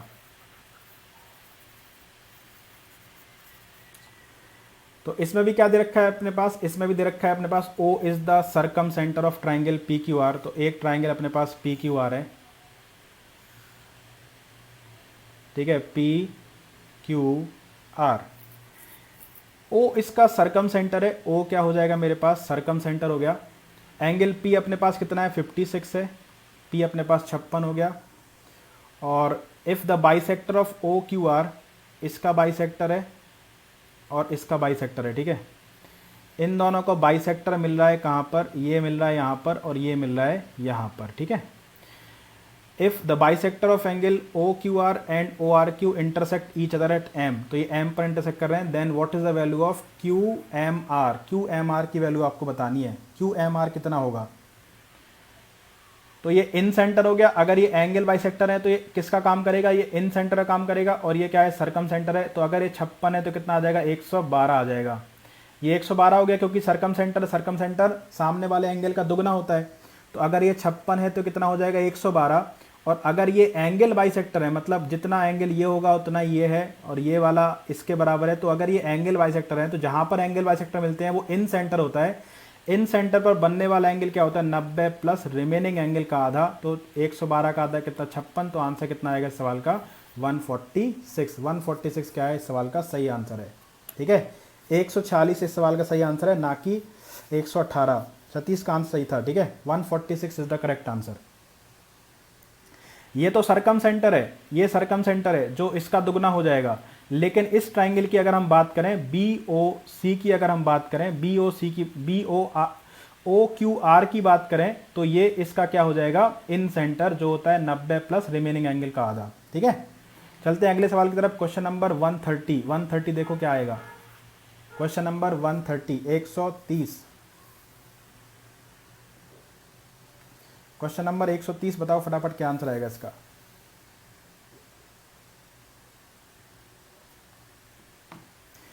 कह रहा है कि ए triangle ABC is inscribed in a circle.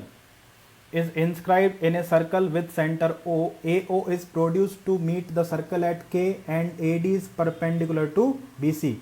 If angle B is 80 and C is 64, then the measure of angle DAK. DAK की वैल्यू बतानी है, DAK कितना होगा?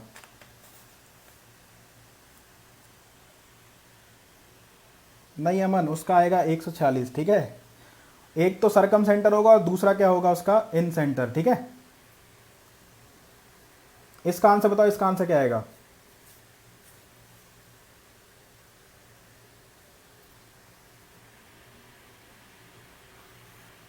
एक ट्राइंगल है अपने पास,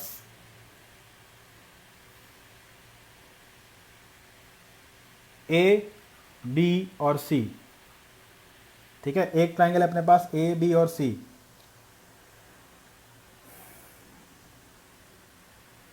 ठीक है। इसमें कह रहा है कि एक सर्कल के अंदर इंस्क्राइब्ड इन ए सर्कल, तो एक सर्कल बना लेते हैं अपने पास, एक सर्कल है,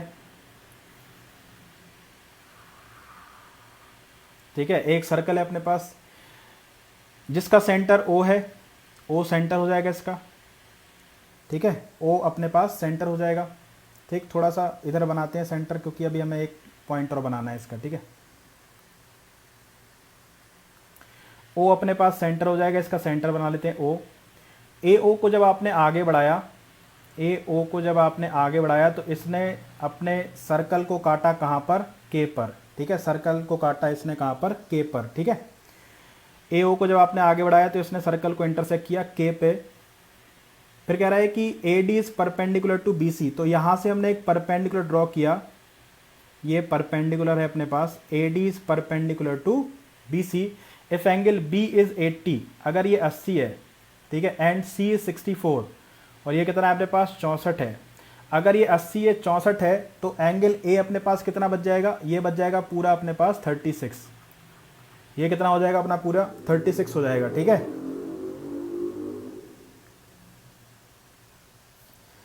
और क्या भाई, ऐसे थोड़ी है। अब आ जाते हैं कुछ लोग कि भाई क्वेश्चंस टेप लिए, तो क्वेश्चन ही तो टिपेगा आदमी, मेथड कैसे टिपेगा? ठीक है, सबके अलग अलग तरीके होते हैं पढ़ाने के, क्वेश्चंस किसी के नहीं होते। प्रीवियस ईयर क्वेश्चन तो सबके ही है क्या? सभी एक करा रहे हैं, वो कौन से अलग अलग करा रहे हैं? चलो इसको देखते हैं फटाफट से। ये आ गया मेरा के हो गया, और क्या दे रखा है हमें? डी ए के बताना है। डी ए के मतलब ये वाला एंगल, अगर ये वाला एंगल बताना है ये कितना होगा, ठीक है। डी ए के कितना होगा? थैंक यू भाई राकेश।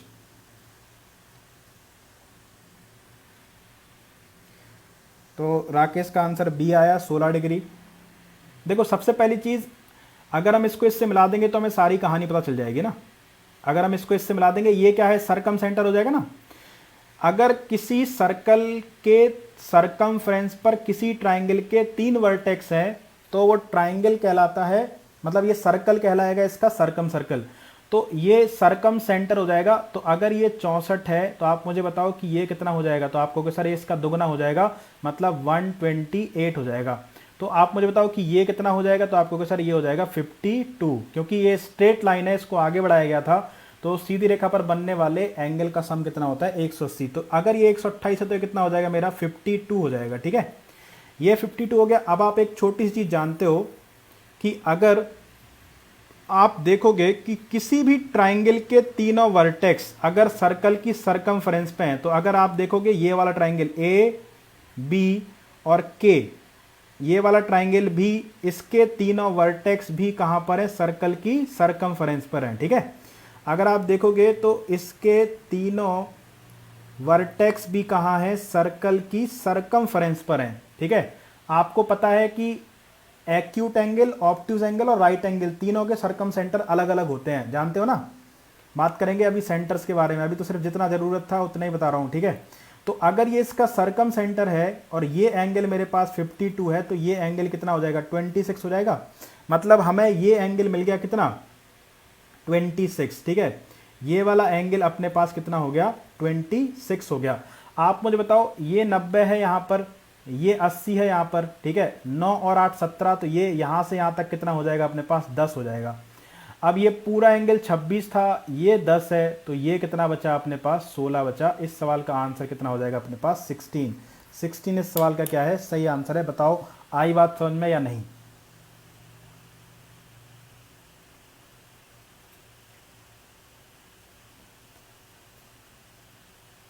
अच्छा अच्छा, कहाँ पर, कौन सी ब्रांच में थे?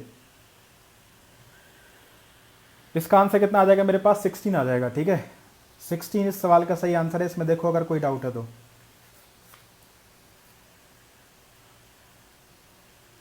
16 इस क्वेश्चन का सही आंसर है, देखो अगर इसमें कोई डाउट है तो।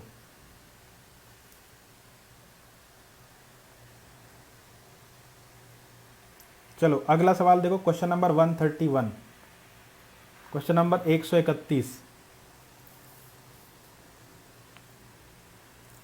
कह रहा है कि in the given figure O X O Y O Z are the perpendicular bisector of three sides of a triangle if angle Q P R is 65, P Q R is 60। अच्छा अच्छा, तो हमें बताना है कि इन दोनों का सम क्या होगा, Q O R plus angle P O R का सम कितना होगा। ठीक है, क्यू ओ आर मतलब ये क्यू, ये ओ, ये आर, इस वाला angle plus P O R, इन दोनों का सम क्या होगा। इसका और इसका सम आपको बताना है कितना हो जाएगा। बताओ फटाफट इसका आंसर। क्यू ओ आर और पी ओ आर का सम बताना है कितना हो जाएगा।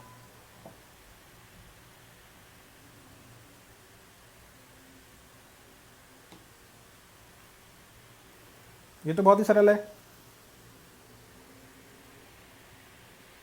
देखो इसमें तो कुछ भी नहीं है, इसका तो आंसर बता दो फटाफट से।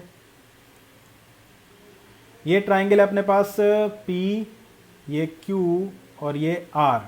ठीक है, यहाँ से ये परपेंडिकुलर बाइसेक्टर हैं, परपेंडिकुलर बाइसेक्टर है, मतलब ये परपेंडिकुलर भी है, साथ में परपेंडिकुलर भी है और बाइसेक्टर भी है। ठीक है, परपेंडिकुलर भी है और बाइसेक्टर भी है। GM24, हाँ वो तो बहुत बेहतरीन बैच था। ठीक है, और ये भी कितना हो जाएगा मेरे पास, परपेंडिकुलर है और बाइसेक्टर है। ठीक है, अमन का आंसर है 195। राकेश वो तो बहुत बेहतरीन बैच था GM24, बहुत सारे बच्चे उससे सिलेक्ट हुए हैं। नहीं देखो ये परपेंडिकुलर साइड बाइसेक्टर है, परपेंडिकुलर साइड बाइसेक्टर है मतलब ये क्या होना चाहिए मेरा, सरकम सेंटर होना चाहिए। ठीक है, ये क्या होना चाहिए फिर, सरकम सेंटर होना चाहिए। अब हमें क्या दे रखा है, क्यू पी आर, तो क्यू पी आर ये कितना अपने पास है, 65 है। ठीक है, और ये पी क्यू आर अपने पास है, पी क्यू आर है अपने पास कितना, 60। तो हमें पता है कि ये परपेंडिकुलर साइड बाइसेक्टर जहां पर मिलते हैं तो वो क्या होता है, सरकम सेंटर होता है। तो ये क्या हो जाएगा मेरा, सरकम सेंटर हो जाएगा। ठीक है, इसको अगर हम ओ नाम दे देते हैं तो ओ क्या हो जाएगा मेरा, सरकम सेंटर हो जाएगा। तो अगर मैं इसको इससे मिला देता हूँ तो ये एंगल कितना हो जाएगा मेरा, 60 का दुगना 120। ये कितना हो जाएगा मेरा, 60 का दुगना 120, ये हो जाएगा मेरा 120। और अगर मैं इसको इससे मिला देता हूँ, ठीक है, तो ये आर है, ये सरकम रेडियस है अपने पास सारी। ठीक, तो ये कितना हो जाएगा मेरा 130। तो इन दोनों का सम कितना आ गया मेरे पास, 250 आ गया। इन दोनों का सम कितना आ गया मेरे पास, 250 आ गया। ठीक है, तो इस सवाल का सही आंसर ए है, ए। ठीक है, 250 सही आंसर है इसका, ना तो 195 है ना बी है।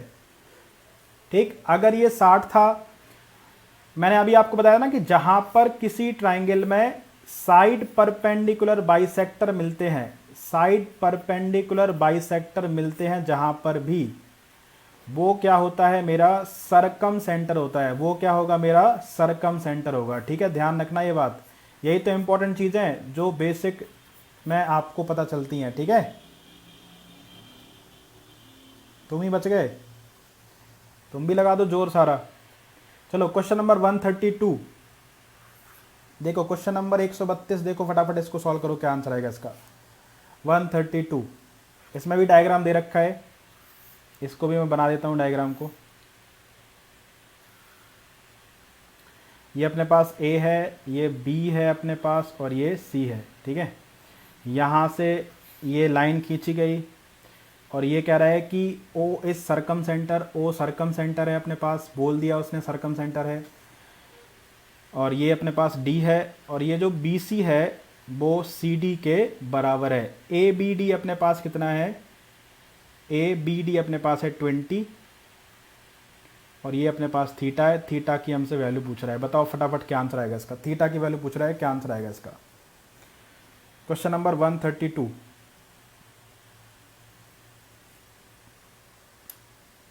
फटाफट बताओ क्या आंसर आएगा इसका।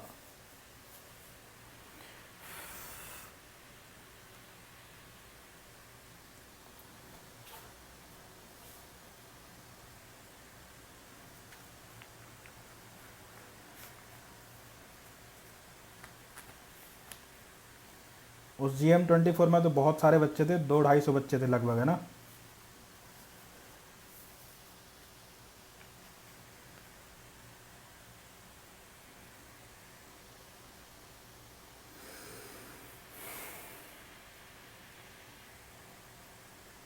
चलो बताओ इसका आंसर क्या आएगा। क्वेश्चन नंबर 132, फटाफट देखो, सॉल्व करें इसको। आज तो कम सवाल कर पाए, फटाफट सॉल्व करते हैं अब, ठीक है। अगर हम इसको इससे मिला दें, अगर O सरकम सेंटर है तो ये और ये आपस में क्या हो जाएंगे, बराबर। अगर ये 20 है तो ये भी कितना हो जाएगा मेरा, 20 हो जाएगा, है ना। अगर ये 20 है तो ये भी 20 हो जाएगा, तो ये कितना बचेगा मेरे पास, ये हो जाएगा 20 20 40, तो ये आ जाएगा 140। अगर ये 140 है तो ये कितना आ जाएगा मेरे पास, 70 आ जाएगा, नहीं आ जाएगा। ये अगर 140 हो जाए कितना आ जाएगा मेरे पास, 70। अब इस ट्राइंगल में अगर आप देखोगे तो 170 अगर ये है तो बचा 110, तो ये भी 55 हो जाएगा अपने पास, और ये भी कितना हो जाएगा अपने पास, 55, ठीक है। तो आंसर मेरा कितना आ जाएगा इस सवाल का, 55 आ जाएगा। 55 ही इस सवाल का क्या है, सही आंसर है।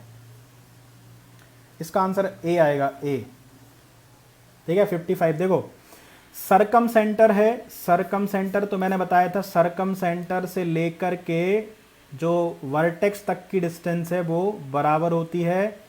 ये अगर r है तो ये भी r हो जाएगा, अगर ये 20 था तो ये 20, तो ये 140 हो गया।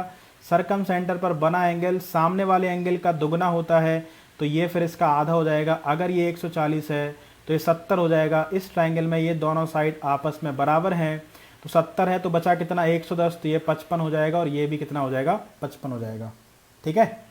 नेक्स्ट क्वेश्चन देखते हैं 133, क्वेश्चन नंबर 133, सॉल्व करो इसको फटाफट से। 133,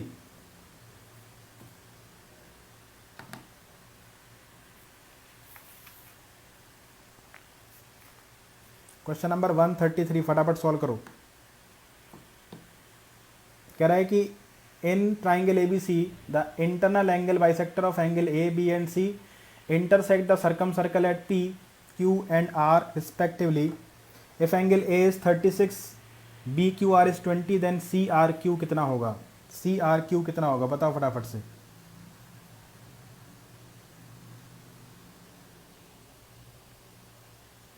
इसमें तो कोई दिक्कत नहीं होगी, ये तो आप कर लोगे, ठीक है। मैं बना देता हूँ इसको।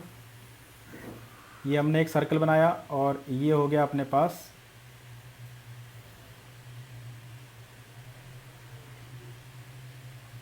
ये हो गया ट्राइंगल A, B और C, ठीक है। अब कह रहा है कि इसका एंगल बाइसेक्टर यहाँ पर है, इसका एंगल बाइसेक्टर यहाँ पर है, और इसका एंगल बाइसेक्टर यहाँ पर है। सतीश कुमार कह रहा है कि इसका आंसर C आएगा, देखते हैं C है कि नहीं है।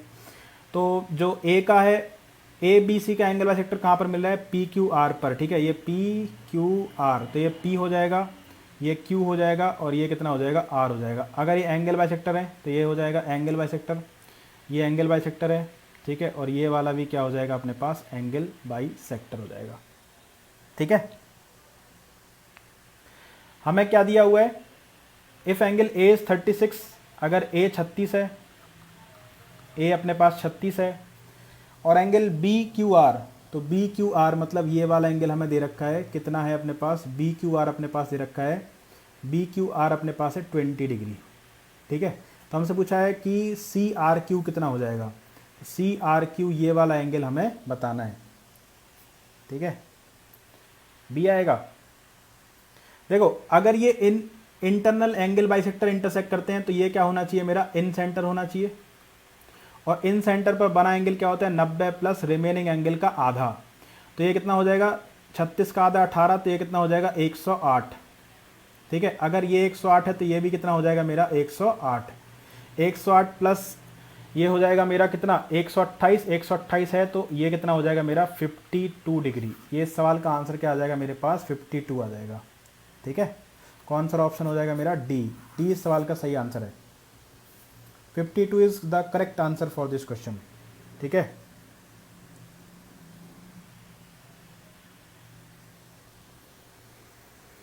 फिफ्टी टू सही है। ठीक है, चलो अगला सवाल करते हैं। क्वेश्चन नंबर देखते हैं 134। ठीक है, क्वेश्चन नंबर 134। एक सर्कल है, उसके अंदर एक ट्राइंगल बनाया गया। 2013 के मेंस का सवाल है ये। थोड़ा सा बस चेंज है इसमें। पी क्यू और आर यहाँ से ये खींचा गया और ये अपने पास क्या है सरकम सेंटर है और ये अपने पास क्या है इन सेंटर है।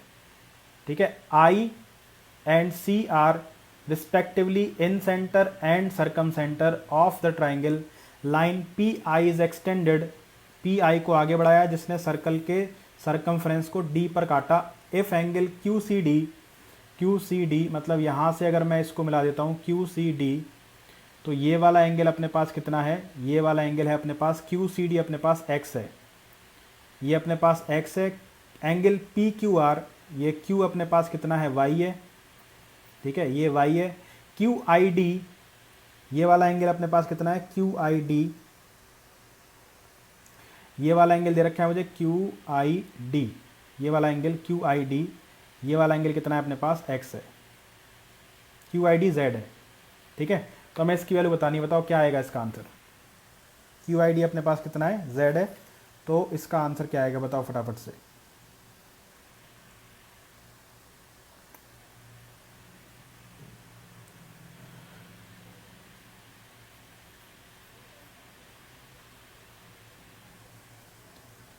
आया किसी का आंसर।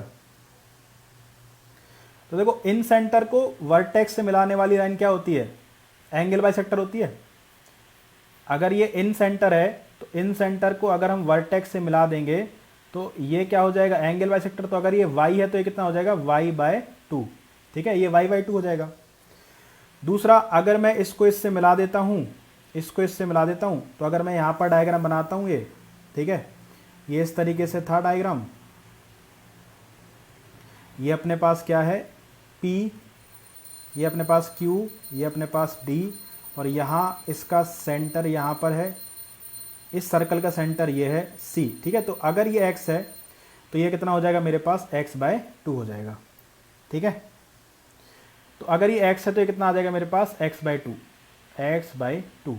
अब अगर आप देखोगे तो इस ट्राइंगल की अगर हम बात करें, कौन से ट्राइंगल की बात कर रहा हूँ मैं, P, Q और R।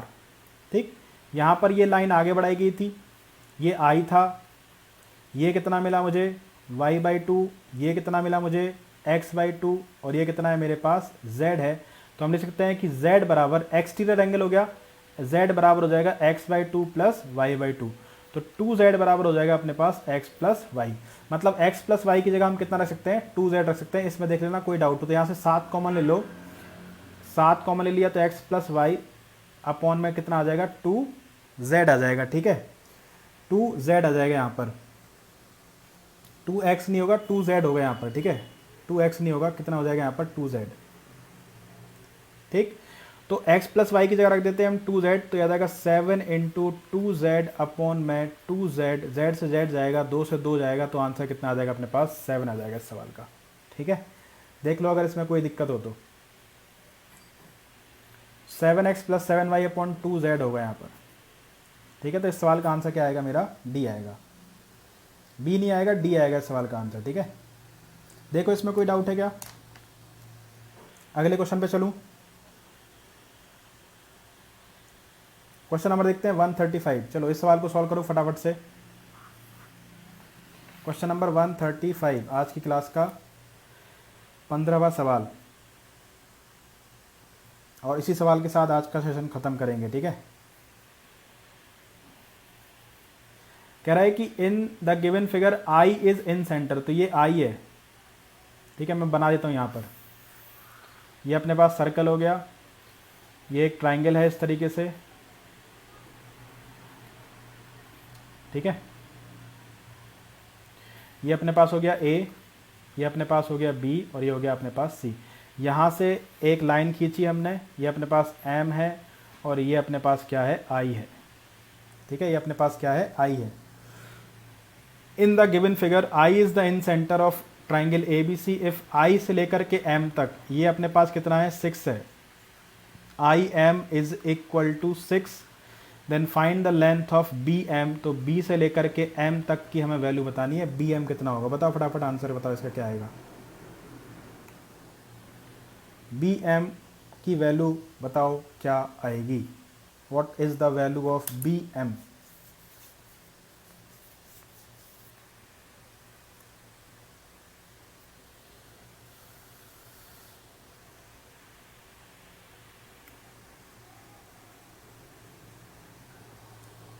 नहीं सतीश, C नहीं आएगा इसका आंसर। देखो सॉल्व करते हैं इसको। हमें पता है कि अगर कोई सर्कल है, उसमें अगर मान लो कि ये A है और ये B है, ठीक है, अगर ये आर्क है AB, तो ये सर्कल की सरकमफ्रेंस पर कहीं भी एंगल बनाएंगे, ये क्या होंगे, आपस में बराबर होंगे। ये थीटा हो जाएगा तो ये भी क्या हो जाएगा, थीटा, क्योंकि कहीं ना कहीं इसका सेंटर होगा, है ना। तो वही सरकम सेंटर वाली बात हो गई कि ये कितना हो जाएगा, 2 थीटा। अगर हम इस ट्राइंगल को देखते हैं, अगर हम ट्राइंगल की बात करें, इस ट्राइंगल को देखेंगे तो इसका सरकम सेंटर है, इस ट्राइंगल को देखेंगे तो भी इसका सरकम सेंटर है, मतलब ये सारे एंगल बराबर हो जाएंगे। या फिर आप सर्कल की प्रॉपर्टी जानते हो। तो हम इसमें क्या करेंगे, देखो अगर मैं इसको इससे मिला देता हूं, और ये एंगल बाइसेक्टर, अगर ये आई इन सेंटर है तो ये एंगल बाइसेक्टर होगा, मतलब अगर ये थीटा होगा तो ये वाला एंगल भी क्या हो जाएगा, मेरे पास थीटा हो जाएगा। ठीक है, अब अगर आप देखोगे ये एक अपने पास आर्क है, इससे हमने एक एंगल बनाया ये वाला, ठीक है, और इसी आर्क ने एक एंगल बनाया ये वाला, दिख रहा है आपको। अगर ये थीटा है तो ये वाला भी क्या हो जाएगा, मेरा थीटा हो जाएगा। ठीक है, अब अगर हम इसको इससे मिला देते हैं, तो अगर ये आई इन सेंटर है तो ये एंगल बाइसेक्टर होना चाहिए, मतलब अगर ये अल्फा होगा तो ये वाला एंगल भी क्या हो जाएगा, अल्फा हो जाएगा। ठीक है, तो ये वाला यहाँ से यहाँ तक पूरा एंगल कितना हो गया मेरे पास, अल्फा प्लस थीटा हो गया। और अगर आप देखोगे तो ये पिछले वाले सवाल में अगर हम देखेंगे तो ये एंगल बाइसेक्टर हो गया, इस लाइन को आगे बढ़ाया गया, तो ये सामने अगर ये बन गया तो एक्सटीरियर एंगल हो गया। एक्सटीरियर एंगल सामने वाले दो इंटीरियर एंगल के सम के बराबर होता है, तो ये वाला भी कितना हो गया अपने पास, थीटा प्लस अल्फा। तो अगर ये थीटा प्लस अल्फा है और ये भी थीटा प्लस अल्फा है पूरा एंगल, तो इस एंगल के सामने वाली ये साइड और इस एंगल के सामने वाली ये साइड दोनों आपस में क्या हो जाएंगी, बराबर। तो अगर ये 6 है तो ये वाला एंगल भी कितना हो जाएगा अपने पास, 6 हो जाएगा। तो इस सवाल का सही आंसर क्या है मेरे पास, 6 सेंटीमीटर। ठीक है, तो 6 इस सवाल का सही आंसर है। बताओ इसमें किसी भी बच्चे कोई डाउट है क्या।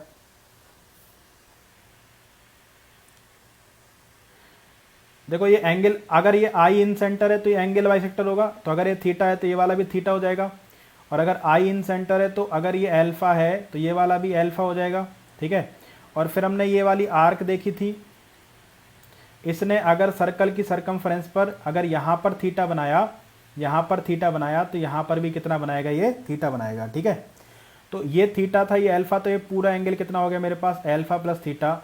ये थीटा था, ये अल्फा था, एक्सटीरियर एंगल वाली प्रॉपर्टी से ये भी थीटा प्लस अल्फा हो गया। तो इस ट्राइंगल में, कौन से ट्राइंगल में, BIM में, ट्राइंगल BIM में इसके सामने वाला ये अगर एंगल इक्वल है तो इसके सामने वाली ये साइड और इसके सामने वाली ये साइड, तो अगर ये 6 है तो ये भी कितना हो जाएगा मेरा 6। तो 6 ही इस सवाल का क्या है, सही आंसर है। ये अपना आंसर हो गया सर। ठीक है, पीडीएफ में आज बात करके पीडीएफ प्रोवाइड करवा दूंगा। ठीक है, आज मैं बात कर लूँगा कहाँ प्रोवाइड करना है, तो मैं पीडीएफ प्रोवाइड करा दूंगा। या तो आपको SSC ट्यूब के टेलीग्राम चैनल पर मिल जाएगा या फिर आपको मेरे टेलीग्राम चैनल पर भी मिल जाएगा। ठीक है, मैथमेटिक्स बाय दीपेंद्र सिंह, यहाँ पर मैं इसकी पीडीएफ डलवा दूंगा। ठीक है, या फिर आपको SSC ट्यूब के टेलीग्राम चैनल पर मिल जाएगी। ठीक है, मैं बात कर लूँगा। ठीक, तो बस इसी क्वेश्चन के साथ आज का सेशन ख़त्म करते हैं। मिलेंगे अगली क्लास में, तब तक के लिए आप पढ़ते रहो। कोई भी डाउट आए तो आज हमने ऑर्थो सेंटर पर सवाल किए और सरकम सेंटर पर सवाल किए। बाकी और जो सेंटर है उन पर हम सवाल करेंगे नेक्स्ट क्लास में। ठीक है, तो बस आज के लिए इतना ही रखते हैं, बाकी अगली क्लास में किया जाएगा। ठीक है, थैंक यू। अगर आपको क्लास अच्छी लगी हो तो शेयर वगैरह कर देना। ठीक है।